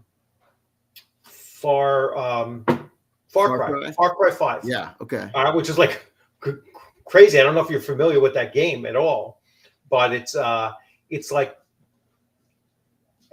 a very evangelical but cultish kind of group that you're fighting against again. Yeah. So these are reprehensible individuals, and you're playing the guy fighting them. So very, very few games have you playing the bad guy, and that's by design, and that's what Dungeons and Dragons was originally created to do. Right. That was Gary Gygax gave the greatest support for the alignment system, and the reasoning why he said the alignment system was an essential system. Without it, you're not playing Dungeons and Dragons anymore. He said there was a few essential things that he said you cannot change in Dungeons and Dragons. Otherwise, you're playing a different game. Alignment was one of them. And he says, and the reason why alignment is one of them is because the intention of the game is to be a heroic fantasy, and you're meant to be the heroes. You're meant to be the good guys. And he really honestly felt that if you took away the alignment system, everybody would be murder hobos, Yeah. and he might very well be absolutely right? Because so many people do play it that way, when they, I don't spend too much time with alignment, what I'm saying? And they go right into that, so he had a real understanding of that kind of thing. The other things he believed in was the bioessentialism of each race has different traits and qualities, to them that others don't share, and it's perfectly fine. A dog and a cat don't have exactly the same biology. They have different, different abilities based on, the fact that they are biologically different, now on the other hand, he mentioned that later on, obviously, he was like, I really didn't need to have female strength lower than male strength. Right. Even though that's a biological reality. All right. Especially on average, right? There's women out there that can kick either of our asses, right? I mean, on general, you know what I mean? Yeah, right. Yeah, but on average, the strongest man is always going to beat the strongest woman, in the world. I mean, you're not on average anymore. You're talking about the exceptions, But when I was looking at it, I was like, in all the years that I played, and this is probably why he said this. In all the years that I played, I only had one female character. And I usually didn't play female characters to begin with. But on the 2 or 3 occasions that I played female characters, one of them actually had exceptional strength. All right. She was a fighter. She had 18, and she rolled like an 1849. I was like, so even then it didn't come into play. And it was like one character of 40 years of playing actually could have fallen into that category and still didn't roll, above a 49 for that exceptional strength. So it was like, and if by magical means, it still goes up to 18,100 anyway. It didn't matter if it was a female. You know what I'm saying? So I know he came back and he was like, yeah, I probably didn't need to do that. All right. And I think that, probably in his latter years, he was probably like, it was unnecessary. It was an unnecessary crunchiness to it, or whatnot. But it wasn't something that came up often. The Electric Horseman, yes. Yeah. I said the Electric Cowboy. I was like 1979. You see, like I said, so Now I was listen, in you know what I mean? 79. I was 14. Yeah, I was 79. No, I was 12. I was 12 in 79. So I enjoyed the movie in 79. And probably by the early 80s, I no longer would watch it. And that was probably because I became a little bit more aware of what was going on in Vietnam at the time and everything. I remember Vietnam when I was a kid. I remember watching the names coming off the screen before the TV shut off for the night. Oh wow, yeah. Again, that might be before your time. That was before my time. That yeah. was the TV shutting off. Televisions used to shut off around midnight, I believe, and every night it used to scroll all of the American soldiers killed either that day or released the list of it on that day and everything. And I also had a friend when I was in second grade who was from Vietnam. And all I knew about him was that he was a refugee from another country where there was a war going on. So if I was in second grade, what is that? That's like when this might have been like 74, let's say, or somewhere around there. So I was kind of aware of that, but I didn't really become aware of that stuff until later. So yeah, thank you, post-angst Gen Xer. Yeah, I know from hanging out in my live chat. He's following me and J. Scott Garaby's. Yeah, so Eternal Spiral. Yeah, so yeah, we're going to be an Orion Akaba free stream, I guess. Listen. You mentioned his name once. Just don't mention it two more times. Yeah, two more times. I'll summon him, right? Yeah, exactly. Hey, listen. Summon him like Candyman, right? There you go. Hey, listen. Don't you know what I mean? Don't risk racial insensitivity. You know what I mean? We'll get reported. You know what I mean? No, they changed some of the rules on they changed some of that stuff on YouTube. They did? I still won't bother doing it, but I'm just saying they really did tone it down, because I know another YouTuber was losing his marbles over they don't they allow for misgendering on YouTube now. You don't have to be like, if you misgender somebody, even by accident, in the past you used to get banned from it. Is that true? I don't think that you know what I mean? I don't know. I don't think that was true. On old Twitter, yes. On old Twitter, maybe. I mean, I don't know. Yeah, on old Twitter, without a doubt. Well, let me can I ask you who thought that was the case? Oh, who thinks that? Yeah, it's another YouTuber out there. I'm not going to say his. That's fine. I think that they're probably overreacting and they're wrong. They might sincerely believe that, but I'm not. But I think that there are a lot of people who think there's a lot of things that aren't the case. Like that if you misgender people, it's against the law in certain places. They're going to arrest you. Now look, you know what I mean. If you misgender people in the workplace, you're going to get in trouble because the workplace is going to get in trouble if you do things intentionally over and over again. But, when Jordan Peterson was telling people that he was going to get arrested for misgendering, he was making things up. It wasn't the law in Canada that you would get arrested for misgendering people. He just, kept on getting in trouble for being a jerk in Canada. Probably in the UK. What? It probably is in the UK, though. We'd have to look it up. We'd have to look it up. Yeah, no, it's, people are getting arrested all the time for what they say on social media, in the UK. Well, we know Count Dankula was, had a problem, but he walked, and now he's fine, but it took a long time and cost him a fortune to defend himself. He made it back, right? He's that happened years ago, and he's sitting there, I actually stopped liking him. Dankula. Yeah, I stopped following him a long time ago. Yeah, how You know, how long probably did around that you time when he was off, and not for any particular reason. It's just like, get it's like tired, right? Donna Cod disappeared as far as I'm concerned. Like, Oh yeah. haven't seen him in God knows how long. All those channels, they kind of disappeared. What happened to Amazingly PewDiePie? enough, You the don't see exact same PewDiePie time. anymore. He had what, 100 million? Yeah. 100 million subscribers, and he's disappeared off of it as well. A So lot of people disappeared. You know what yeah, I mean?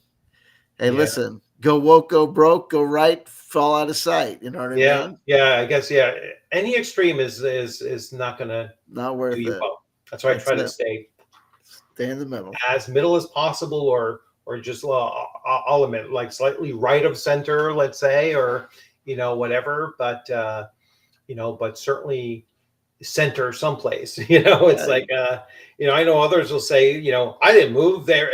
They moved way off to this direction, and now all of a sudden I used to be here, and now I'm all of a sudden all the way over here. You know, which is probably somewhat true as well. When you look at people and the way politics move and everything, you know would uh, would JFK be a Democrat today? You know, don't know. Listen, Would he be you welcome? No, he'd probably be not. how old would I mean? Look, you got if JFK was around today, he'd be No, but I'm he'd just be saying old. it's like I remember the time when there was blue dog Democrats. Hey, listen, at And a certain point in time, there were Dixiecrats.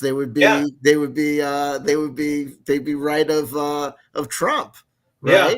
You yeah. know, It's a it's the I don't think they moved. I think that you know people the move all over the designation place. moved. Yeah, People it's like go all over the place, and you know what? yeah. People move all over the place, and the fact of the matter is that people move all over the place, Mhm. and also these politicians are disingenuous and tell people all sorts of things, Oh yeah, of course. right? It's You like know what I mean? you know I most of them are most of the staunchest, like well, I don't even call them Republicans anymore, but those that claim to be like super conservative or whatever. I mean, all of them, almost all of them started as Democrats. If you Yeah, think you about included. You you know know who else started as a Democrat? Reagan, Trump.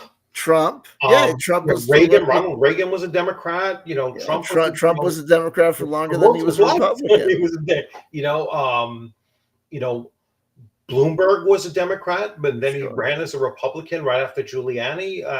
They're, it's like when they want to win, I guess they run as They, a Republican. And listen, so, Donald Trump is an amazing animal. If you look at his political career, he was literally every time whatever the president was, he was the opposite. yeah. That was his game. You know what I mean? You know what I mean? Like he's like Mr. Contrarian. He's like he was always on the other side. So you could be like have something to say about the guy in charge or whatever. Yeah, I But don't know so much it's about complex. Reagan though. I think Reagan ran, kind of won him over. They seem to be on the same page with Reagan, but Reagan won with 80% of the vote. He won with 80% of the Democrat vote. When He his was first another cultural phenomena. You know what I yeah, mean? He was one of the first, like Kennedy. He was one of these guys that captured the imagination. yeah, You know what I mean? A real movie star. You know what I mean? And yeah. So we really remember him. yeah, so it's a what helped him a lot was that just Carter, great guy, but just a Right. terrible president. It was like not a good president. Not a great communicator. But a great Terrible. guy, great individual human being, but Sure. not a good politician, not a good president. Did not play the game. Yeah. Well, even just not being just disconnected, like in some possible way, he was just disconnected when he talked about the malaise of the American people. It was like, no, it's not our fault that interest rates on homes was 13%, and people couldn't afford to, do it, and all of the other stuff that was going on at the time. It's like, no, that's on you. Sorry, but that is on you and your policies, and then, you have Clinton on the other hand, with brilliant politician. I mean, and more centrist than any that I can think of. You No, know, yeah, make you happy guy. Yeah, no, absolutely. yeah, more centrist than anybody I can think of. And I actually voted for him the second time. And I voted for Perot the first. So that kind of tells you where, again, contrarian, right? It was Yeah, like, no, well, listen, yeah, absolutely. You know what I mean? but Perot, there you go, Perot. Do you have any of your Perot memorabilia? oh my God, that was my first election. There you go. There you go. That's the way to do it, man. That's the way to pop your cherry on an election. Voting for Perot. I love it. I love it. No, I'm sorry. That wasn't my first. That was my second. My first was in '88. I voted for Bush, senior, because what was it, Mondale? Yeah, right. No, I was like, no, Mondale won in his own state. That was it. Was that Mondale Ferrero? Yeah. Yep. And Ferrero's husband went to prison for embezzlement or some crazy like, and her son was also arrested, right? I can't remember. I remember her husband having trouble. Yeah, her husband went to jail. But that's not gaming politics. You see, that's just you know what I mean? So are you going to put that in your game? Of course not. You know what I'm saying? It's like it has nothing to do with gaming. But there will be people out there that go, oh, this should be on. There's certain games that are designed to be like that. They're built around, whether it be critical race theory or pushing this kind of agenda, or like you have like things like Coyote and Crow, which like what would the world be like if Europeans never colonized South America, and they went with that kind of a thing, and it was like it's a weird kind of perception, because they forget that most of the conquerors of South America were Spaniards, and they won't even mention that fact. And they're like, they try to act like it was it was every other group but Spaniards. They hate to throw Spaniards under the bus because they attack, like they act like it's an attack on Hispanics. It's like, so they don't want to do that. I was like, oh, you know what? If you want to meet groups that were, well, you probably know this as being partially Puerto Rican, like half Puerto Rican, right? So, one of my first principals in New York City, actually my first principal in New York City was Puerto Rican, and he kind of laid out all of the inter-Hispanic, animosities amongst them all, and he says, oh yeah, most people are jealous of Puerto Ricans because we're U.S. citizens, by birth. And he says, everyone doesn't like Mexicans because they're the hardest working of them all. Dominicans think that they're the most highly educated, but they're all, I mean, he went through and tore into every single group. I was like, wow, you guys really don't like each other very much. Oh yeah, it's like it's an internal kind of thing, and it's like when you try to introduce that kind of a racial, ethnic, or species, animosity, like dwarves and elves, all right, and then it's like, oh, you can't do that. You can't put that in there, but because they're trying to say that, that is inserting, or it's approving of that kind of animosity that they see on the outside, in the real world, and that's another one of those things that's kind of a gray area, right? It's like, if you're including that kind of a dynamic in your fantasy game, let's say, does that cross over in your view?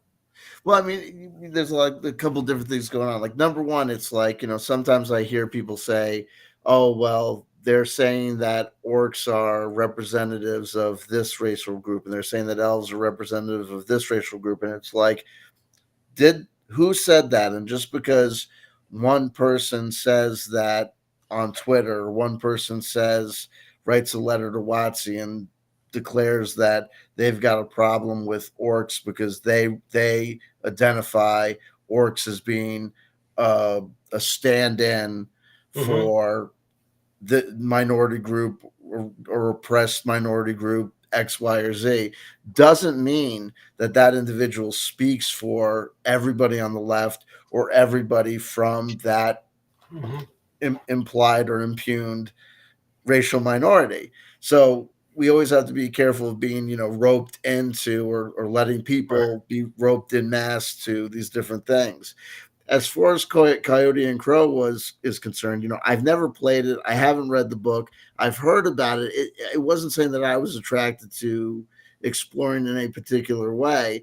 I mean, I've seen things like that. I'm familiar with this concept of like Afrofuturism. I know also people got very upset by like Black Panther, the concept of Wakanda, right?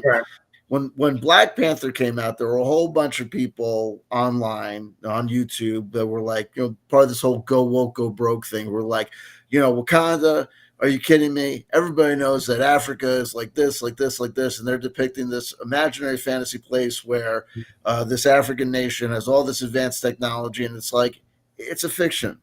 It's a fiction. And the point of the fiction is for a particular group or a particular culture to do this, like it's a fiction to make a statement or to allow a possible group to experience this paradigm of TTRPGs or to have a bridge into TTRPGs. That was my understanding of Coyote and Crow. Was there were a group of minority TTRPG authors and creators who said, if we create this product, it's possible that we may attract to this hobby more minority players, whether they succeeded in that endeavor, whether they only succeeded in, alienating themselves from a prior existing TTRPG community.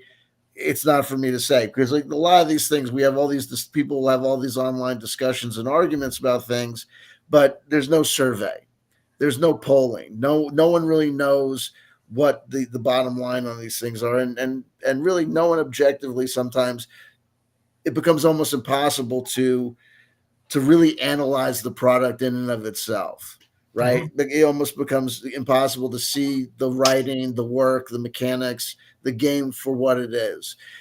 It would be great.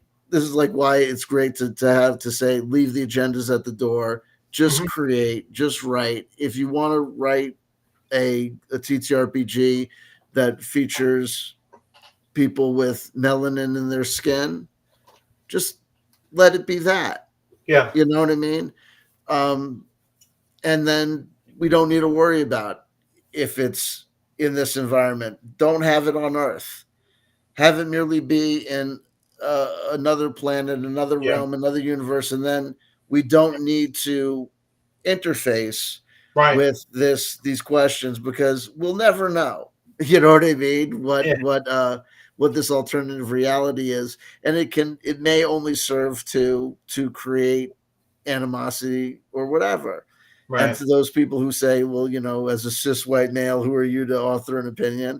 And it's like, we're all sharing this planet together. We're all gonna offer an opinion. So let's not be foolish here. It is what it is. Yeah, it is what it is. Exactly. It is. And you're never going to win. There's always going to be someone who's going to say, you ran afoul. You know what I mean? I'll tell you where Richard GM Bloodworth went wrong. He had that Jew, Benjamin Blueberry Wolfbridge on, you know what I mean? To fill his head with Zionist lies, you know what I mean? To lead him astray, as a quasi shadow agent of Monty Cook, you know what I mean? Yeah, I'm too old to be led anywhere anymore. There you go. It just doesn't happen anymore. It's like I'm too set in my, I can be convinced if I'm wrong, but I'm not going to, I'm not going to buy into that. Whatever opinion anyone has, there's always going to be an opposition to it. No matter how Yeah. great your idea, you could have a great idea. It could be actually fact, and there'll still be opposition to it. You Of know what I'm saying? course. It could be plain as day fact, and people will be willing to fight to argue that it's not a fact. So it's That like, brings us to J. Scott Garrity, right? yeah. So it's and there's worse people than him out there, of course. It's like they're maybe not as delusional, You but got you got to tell us the J. Scott Garrity at your table story. You oh, got to tell us about so J. Scott Garrity at the table. so I invited him to play at my Shadow Dark table. Yeah. But before that game, we actually played in a game with of Zoo Mafia, which is from the guys he used to Nerdarchy guys. So this is Nerdarchy Ted. All right, so the guy with the longer beard, the Right. slightly younger guy. And so we played it, and I was like, Scott was doing, his thing, and I could see the kind of player that he was that he's kind of that player that's always looking to go beyond what everyone else is doing, and go outside of the box kind of thing. And I was like, all right, it was cool. I mean, what he came up with was pretty interesting, and it was somewhat entertaining and everything. But that game was right up his alley because there was no chance of a character dying in that. I don't think it was even possible for it to do. And there was no real, actual structure to anything going on. It was like, it was kind of like just bouncing from one event to the next, and not very much of a, I mean, we could go in other directions. I don't think the game master was going to prevent us from going in different directions. And he was he was good. I mean, he did it, it was a lot of fun. It was a fun game to play. Then he came to my table, and I'm running, Shadow Dark now. He was the 7th player to the table. And, I hand out, it was originally designed for 6, so I had to pull some pre-gens from another game, still Shadow Dark, but from another game to hand them out. So they were not as human centric as I was, trying to do it, because it was set in Hyborian Age. Okay. So it was set in the world of Conan, and so everyone's human in Conan, right? So it's like in that setting. So anyway, so I handed out all the pre-gen characters, and like Shadow Dark, the way that it does the pre-gen characters, you have to put a name in there. So there is no gender on the things, but I put names on there, right? Yeah. And so I put all the names on there, and but before Scott actually got there, because I had a husband and wife sitting at the table, there was only one woman on the table, and she had asked me, she said, can I play a female character? I said, absolutely, of course you can. So and so she might have changed the name or whatever. I don't even know, but she played along as a female character. I was like, fine. Then Scott came, and Scott didn't initially hear that. So when I'm having everyone introduce their characters, he says, all right, my name is, Fafnir, or whatever it was, and I says, all right, so tell us what his thing is. Oh, no, it's not a his. All right. He says, it's a female character. And I just like stopped for a moment, I hesitated for a moment, and I was like, oh, okay. Whatever, it just struck me, because Scott struck me as the kind of player that will always play a female or a non-human or something like that. You know what I'm kind of like going with, like he's always like that. And even though I've played like maybe 3 or 4 female characters in 45 years of playing, you know what I'm saying? It's like, it's not something I typically do. And just from my MMO experience of, the only time that you see like 90% of the time that someone's playing a female character, it's a guy, Yeah, so it always struck me as like, it just strikes me as weird. That's all, that's all I'm going to say. It just strikes me as weird.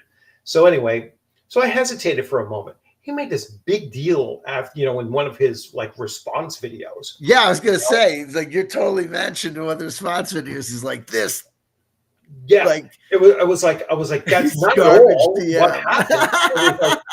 It was like not at all what happened, and when so then when the first character died, all right, and this was really near the end of the adventure too. It was like we were literally like one scene away from the final scene. So the first character dies, falls off the cliff, and tried all these different, using coins and everything to, and ultimately he was dead. I mean, he fell 1,000 feet to his death. And Scott's expression was stunned, like, character died. I was like, yeah. Then his wife goes through the same thing, and using all these coins, extra rolls, the roll with advantage, but just rolling like crap. I was questioning the dice. I was like, should throw those dice away. Yeah, right. They're cursed, right? It was like, you have to roll an 8 on a D20 and you're rolling like 2s and 3s. Oh my God. Yeah. Float them right to the float test. Yeah. Take 3 more tokens from the pool. And, because there was a pool. And she's still rolling like crap. So I was like, her character died. Then the next guy, he's like trying to crawl across this like ice bridge thing, and he's like, so he's still trying to work that. The fourth guy is and his character died. Then the third guy was like, oh, the hell with it. I'm not going to do anything. I'm trying to tell him, I was like, there's spikes in the bridge and there's rope and everything. If you use that, I'll let you roll with advantage and blah, blah, blah, blah, blah. Now I'm just going to walk. And he just walks across, and all of a sudden, so he intentionally died. So Scott is sitting there, and I'm watching. It was like Scott's nightmare. Yeah, I'm watching the trauma in his face, and I'm like, I was like, this is the first time that, because it was like the 7th time I run this adventure. It's my own adventure. And never have I had more than one character die in that situation. Here I had 4.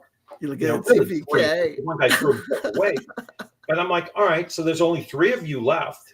And you have to go into the, the final boss fight and everything. And I'm trying to give him every hint, because the last thing I wanted was a total party wipe. Yeah, it's a TPK. So I said, listen, I described this thing that is like, it should have said in everyone's head, we can't beat this thing. So, and the MacGuffin was this, the shard, this ice shard that, and there were hundreds of them. And I said, if you try to grab the shard while you're trying to escape this thing before it really takes notice of you, I'm going to give you all a chance to do that, but you have to escape. So they start going through it, and Scott makes his roll and he fails. He still gets out, but he fails, right? The other guy rolls, and it was a hard thing to do, right? They needed a 15 out of 20. Yeah. And the final guy rolls a 20, a natural 20. Okay. I was like, not only do you escape, but you escape with a shard. Okay. And then they escape out, and they get out into the thing, and then the entrance to the cave collapses behind them because they escape with this shard, and so I'm, now we're into like somewhere into the 3rd hour of the game, out of a 4-hour session. And I was like, well, I will tell you all this, like, you go back to the village and you take your, you can't take your dead. They're down at the bottom of a 1,000-foot crevice, but you get back to the village that you started in, and you're the first ones to have ever done this. You've actually gotten back with this, and it was basically like an artifact. They returned home with an artifact that was a mythological thing that they actually. And I said, of all the 7 groups that have run this adventure, yours is the only one that actually got the shard. All right. So everyone had, everyone but I guess Scott had a great time with it, or at least that's the impression that I got, was that they all had a great time with it, and yes, it ended a little bit early, but it would have still ended early because just the amount of time that they saved in their choices all along. And then Scott starts doing his response videos, and he made like 12 videos, and like 2 of them were positive, the first 2, and then the next 10 were negative.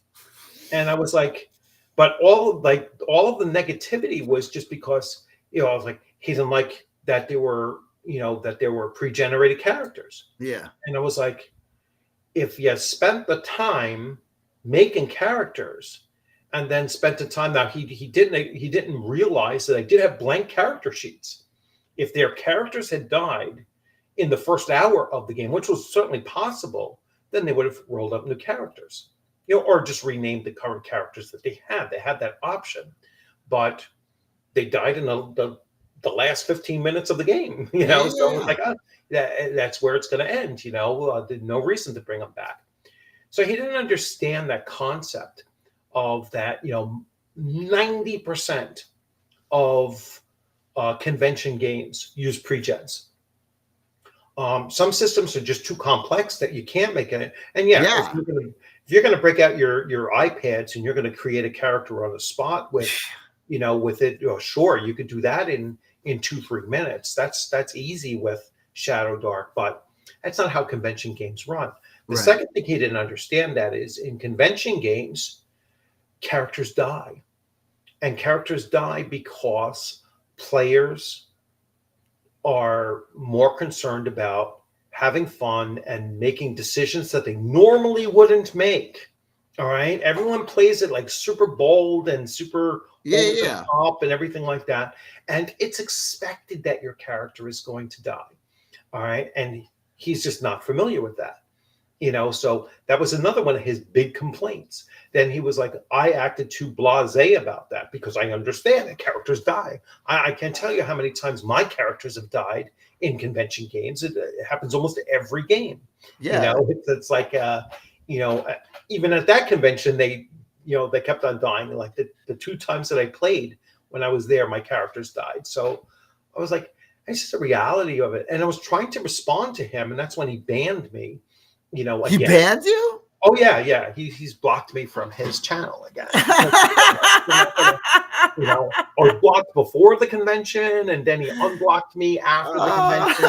Then he did his 2 positives and then 10 hit pieces, and then he was like, and then while I'm responding to his things, giving him these long, descriptions of it, you just don't really understand how convention games are different, and blah, blah, blah. And then he banned it. It's like, oh, you're getting too negative. Oh, of course. So it's like, so I mean, I wish he could. It might not have been his first convention, but it was probably his first convention that he played in, and then a lot of people are also blocked from him. It's a very common thing. That's why there's no comments on his comment sections, because people just stop doing it. They stop bothering, to make comments in there or whatnot. So, because you couldn't tell him anything that's, my first banning from him was because I said that he was delusional. Imagine that. He wouldn't accept that January is not the spring. That January is not the springtime. Because if you remember the OGL scandal, he used to say, the OGL scandal of the spring of 2023. And I said, it's January. It's not spring. And he couldn't accept that I was correcting him No, and saying it's unacceptable. not. And so I said, if you cannot admit that January is a winter month and not the spring, then you're delusional. You're diagnosing me. You're not a, Diagnosing. and boom. I was like, That's right, it. whatever, so he's just an odd fellow. You are very kind. You are Yeah, very yeah, kind. he's just Years an of odd being a fellow. teacher have made you very kind. He's the type of player that he is. He's what I would call a table flipper. All right, Nice. you know what Nice. I mean, right? Yeah, So absolutely. he's the kind that and he had another, you know, he had another episode like that at EcclesiaCon where he was the problematic character, player. And they didn't mention him by name, but I was like, I knew he was there and I knew what game he played because he then trashed the guy's game, and I was like, oh, I know who that is. I said, you didn't have to say his name. I know exactly who you're talking about now, and he's a, he despises any system other than 5e. All right. And he is not a true, fan of Gary Gygax. There's no way he could be, you know. Let me do that thing again. Yeah, he lasted longer, but we'll see. Hopefully it holds. No. We got you. Oh, so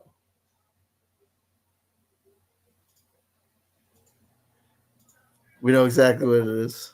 all right. So I have no idea how he has never blocked me. He did block me on Twitter. Twitter, though. Yeah. Yeah, but anyway, I mean, I wish him all the best, but I think that, he's not well suited for role-playing games. He certainly doesn't play anything that he says he plays because he doesn't play 5e. All right. He so changes everything about it. No, dude. And it's like you're not playing 5e. You're playing with this little system, which I thought was kind of interesting how he was doing when he first started dealing with his little Lego figures, and he had like a strength bar and a health bar and a thing on the Lego figures. I was like, that's an interesting way to really simplify the game. I says, but don't call it 5e.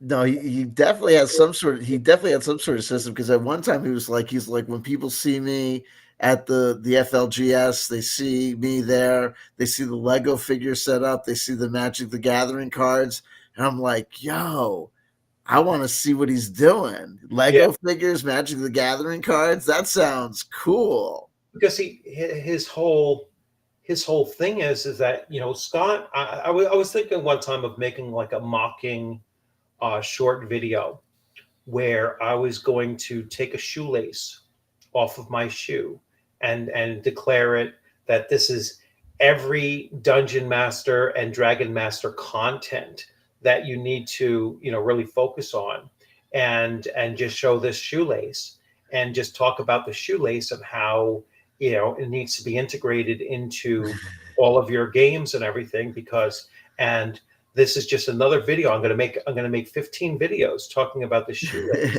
and call it D&D content, because that's 90% of his 10,000 supposed D&D content videos is stuff that has nothing to do with Dungeons and Dragons. No, I mean, it's, and what's amazing is that, like, you don't know what to do. Like, you don't know how to protest it. You're like, is he lying on purpose? Is he like, he's got the book, like, I've got this book, he's got this book, Return to the Dark Tower, and he does this whole short on it, and he's like, this book specifically talks about Dungeons and Dragons. It specifically says that it's an homage to Dungeons and Dragons, and that it literally says the opposite of everything that he said that it says. So I'm like, what is he doing? Like, what is the point? Does he think that he's championing D&D? Does he think that he's doing something of service to D&D? Does there he is think he's helping Hasbro, or is he just like, does he when he looks at this book, is he seeing something there that literally? isn't there. Yes, Or I is think he that just trying to piss people off? Like, is he no, trying, like, I people think are that like, what? he sees and hears things that he wants to see and hear, and he Yeah. can't differentiate between. I really didn't hear that.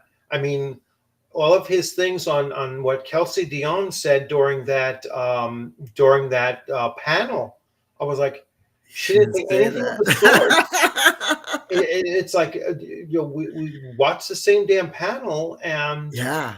there was nothing along those lines, you know. And it's just again, it's just delusional. It really is because I think that he has a break from reality No, when it he's comes to D&D 5e or 5e improved. I was like, I think he's got a break from reality when it comes to he's got a break from reality. I mean, I don't think yeah, that it's not, I it's like you know, his escapism is incredible, right? yeah, It's like, I yeah, I I think we just it's have like, to accept the fact that I think the man has really. I don't think you're a mental health professional. I don't think I'm a mental health professional. But right. I think we know when this man. It's like one of these things is not like the others. It's like, hey man, you're crazy. Hey man, I'm crazy. Yeah, but that guy's crazy, right? He's really out there. You know what I Yeah, mean? it's just like I said, I think that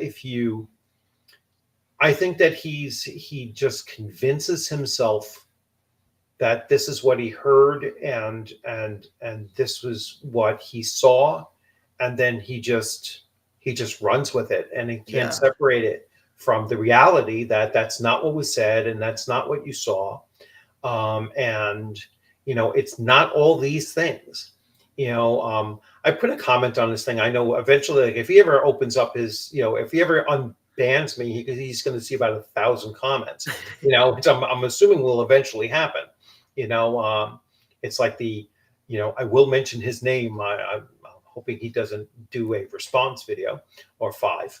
But Condor DM had done that one time. Like he unblocked me and he noticed that I was putting all kinds of comments in there because I'll still comment because I know that eventually they come around and they unblock just to see what's in there. And they're like, oh my God, there's 1,000 comments. I know damn well they're blocked for most of the time, but on the hopes that eventually they open it up and then you'll see all this shit coming from me. But, so I had said, I wrote a comment recently on his thing, and I said, you make everything about D&D because there is so little content about actual 5e, 2024, that you just have to make it up because no one else is talking about it. It's like, other than the ones that are, they talk about it like that one D&D guy, not D&D dudes, but the other guy with the beard. I forget the hell his name. oh yeah, that guy. I forget what his name is. Yeah, But all he does is trash the system. yeah, It's like he keeps on doing video after video after video of how broken the system is and how broken the character classes are and everything. And I was like, are you just unintentionally trying to convince us not to play this game at all? It's like, because you're pointing out every single flaw in character builds and how these character builds, becomes extremely broken, is just convincing me that the game sucks. It's like, because it can't have that many mechanical flaws in it, and so I don't know why the guy does it, but people watch it and everything like that. I don't see anything else out there. I've never seen a single positive video about D&D 2024. Not one. yeah. Not I by mean, anyone. I mean, I think that a lot of people just. I mean, I think at this point, a lot of people just. I mean, there's just so much about it that you can't tell the difference between it and it is a new edition, but it's not a new edition. For what I could tell you is that I'm reading the Player's Handbook, and I like the Player's Handbook. Mm. I like it better than the 2015 2014 Player's Handbook. It's just the introduction to the material is pretty good. Mhm. I've never played it, the new edition out, so I couldn't tell you how it plays. I just like the execution of it, and I like how it reads out. But I know that I think a lot of people are just so burnt on D&D 5e that they were ready for a new system, but this is not a new system, but it is a new system. And Yeah. so many people are just like, you know what I mean, done with WotC, Right. that they're just like, it's, and I think a lot of people are just ready for something new. Yeah. I'm a big believer in my theory is all about nostalgia loops, and I think what happened with 5e was 5e, Stranger Things, and Critical Role. It all hit basically on the 30 years from 1985 when Yeah. Frank Metzger's Redbox was at its Yeah. peak, right? Yeah. That whole, D&D Mhm. was at its peak of the Satanic Panic and all that stuff. And we're 10 years on from that. So I think we're at that same point where if you rewind the clock to Yeah. basically like 1995, we're at that point where TTRPGs would still be around, but that first 80s phase of TTRPGs being the big thing that it was, that's why you see a lot of people, there are a lot of people now are talking about Vampire the Masquerade, which makes perfect sense to me, Yeah. right? It's like that wave of 90s nostalgia is coming in. So Yeah. it's like TTRPGs were around in the 90s, but they weren't huge. They weren't making a Right. huge, big cultural impact. So I think the TTRPG scene is ready to go, like, under, and considering that it's with computer games being what computer games are, I think it's going to go underground. I think people are going to be able to relax because with 5e not being the thing that it is, underground and indies will be able to be free to just be able to stretch their wings, get out there, Yeah. explore their stuff. Maybe people can relax about the cultural war stuff, and people could just get down to playing what they want to play Yeah. and just have that be it. And you Well, know, I think that, in particular within the hobbies and the variety of hobbies, the role playing or computer or, whatnot, is that there's a lack of original thought. oh There's a yeah, lack of oh original, yeah, originality and everything. I mean, everything's a freaking reboot. I mean, look at all this stuff. Oblivion remastered. oh everything, It's like, dude. and now they're already saying, oh, there's got to be a remastery of everything else because I guess they just can't hammer out.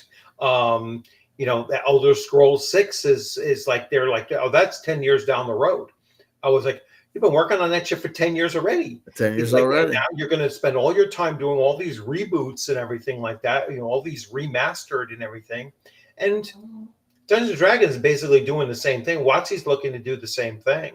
Of They're course, looking to regurgitate everything that they, now they can use AI to do it, so they don't even have to have a staff anymore, you it's know, all it's all. and it's like, and that's because there's no, There's you no know, original thought. there's We've no been original thought, no creativity anymore. They're just not able to create it. And you see it in Hollywood, you see it, Yep. you see it like these, it's like if you want to have a strong female character of whatever other designate, create something. you know don't call her James Bond. You can call her 007.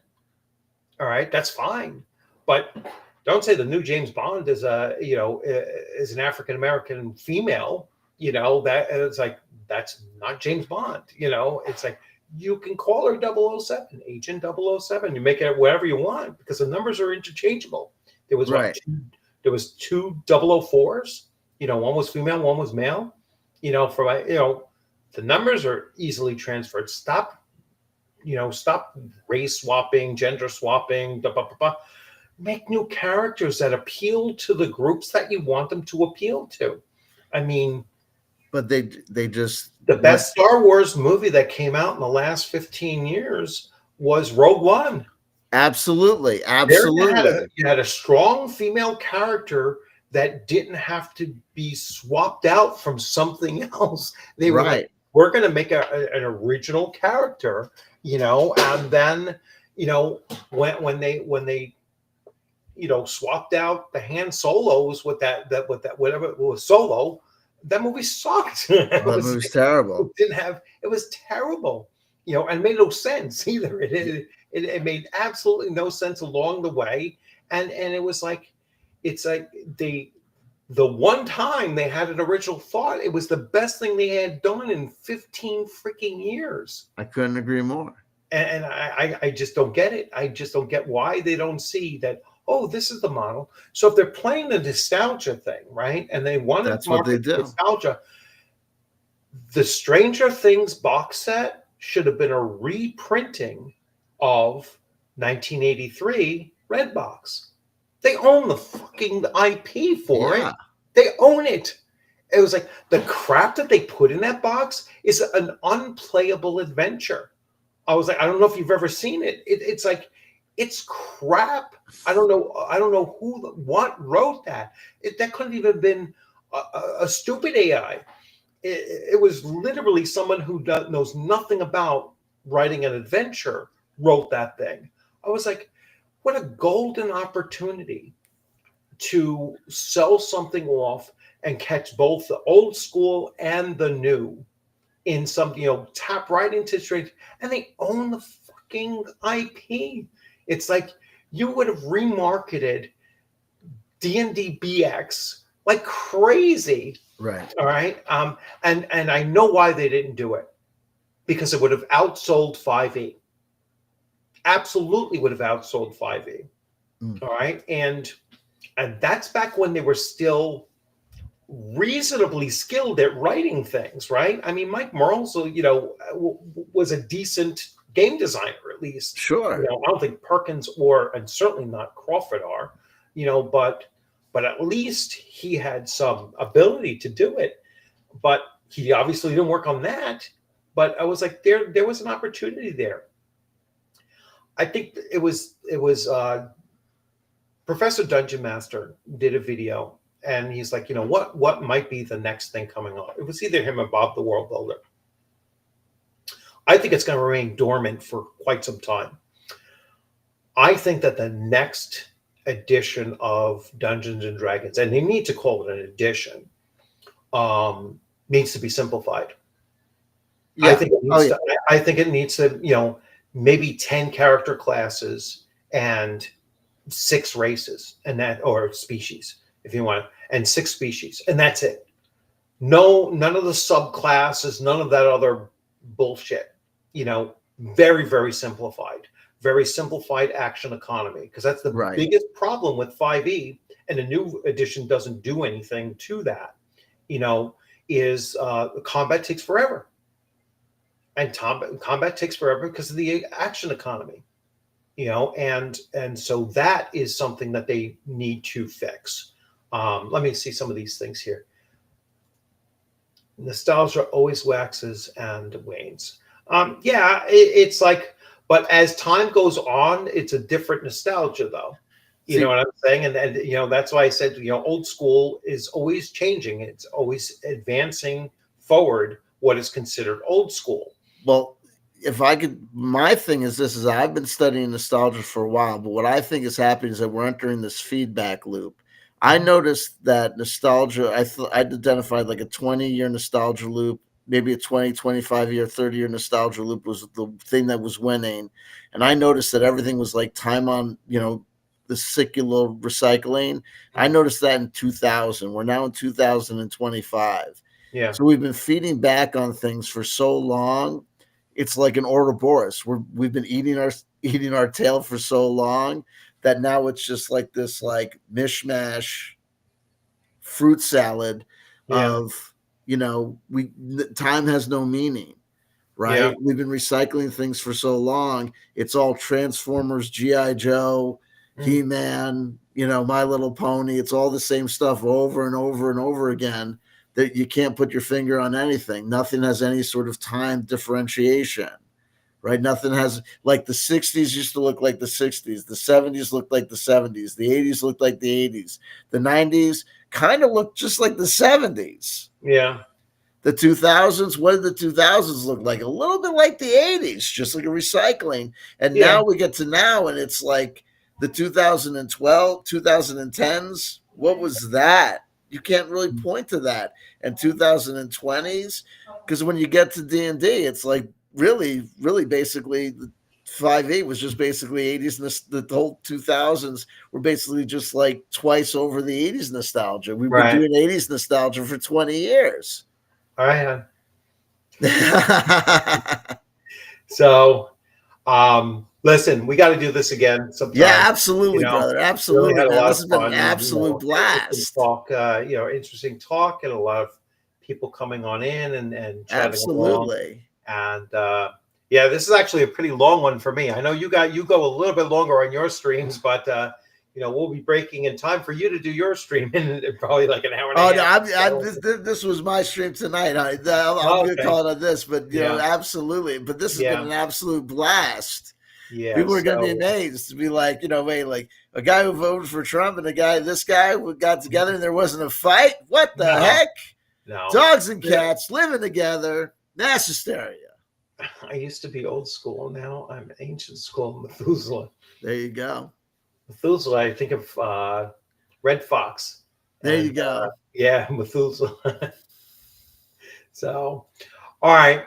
It was a lot of fun. So, absolutely. Thank you for joining, and everyone. Thank you for having me. I had a great time, man. I had a great time. It was a good time, and you all have a great rest of your week and everything. And I look forward to seeing you all on a gaming screen or at a convention table sometime soon. Everybody like, comment, and subscribe. Subscribe to this channel. Both channels. Make sure that you look up Blueberry Wolfbridge. Absolutely. And check out his channel, and he's doing some cool breakdowns and everything of very very a la Shawner. Kind of taking other people's videos. R.I.P. Shawner. Yeah, absolutely. And but yeah, so a lot of good content over there. So definitely check that out. And as always, everyone, thanks for stopping in. Have a great rest of your evening and the rest of your week. Take care. So I'm going to hit this end stream, and it takes about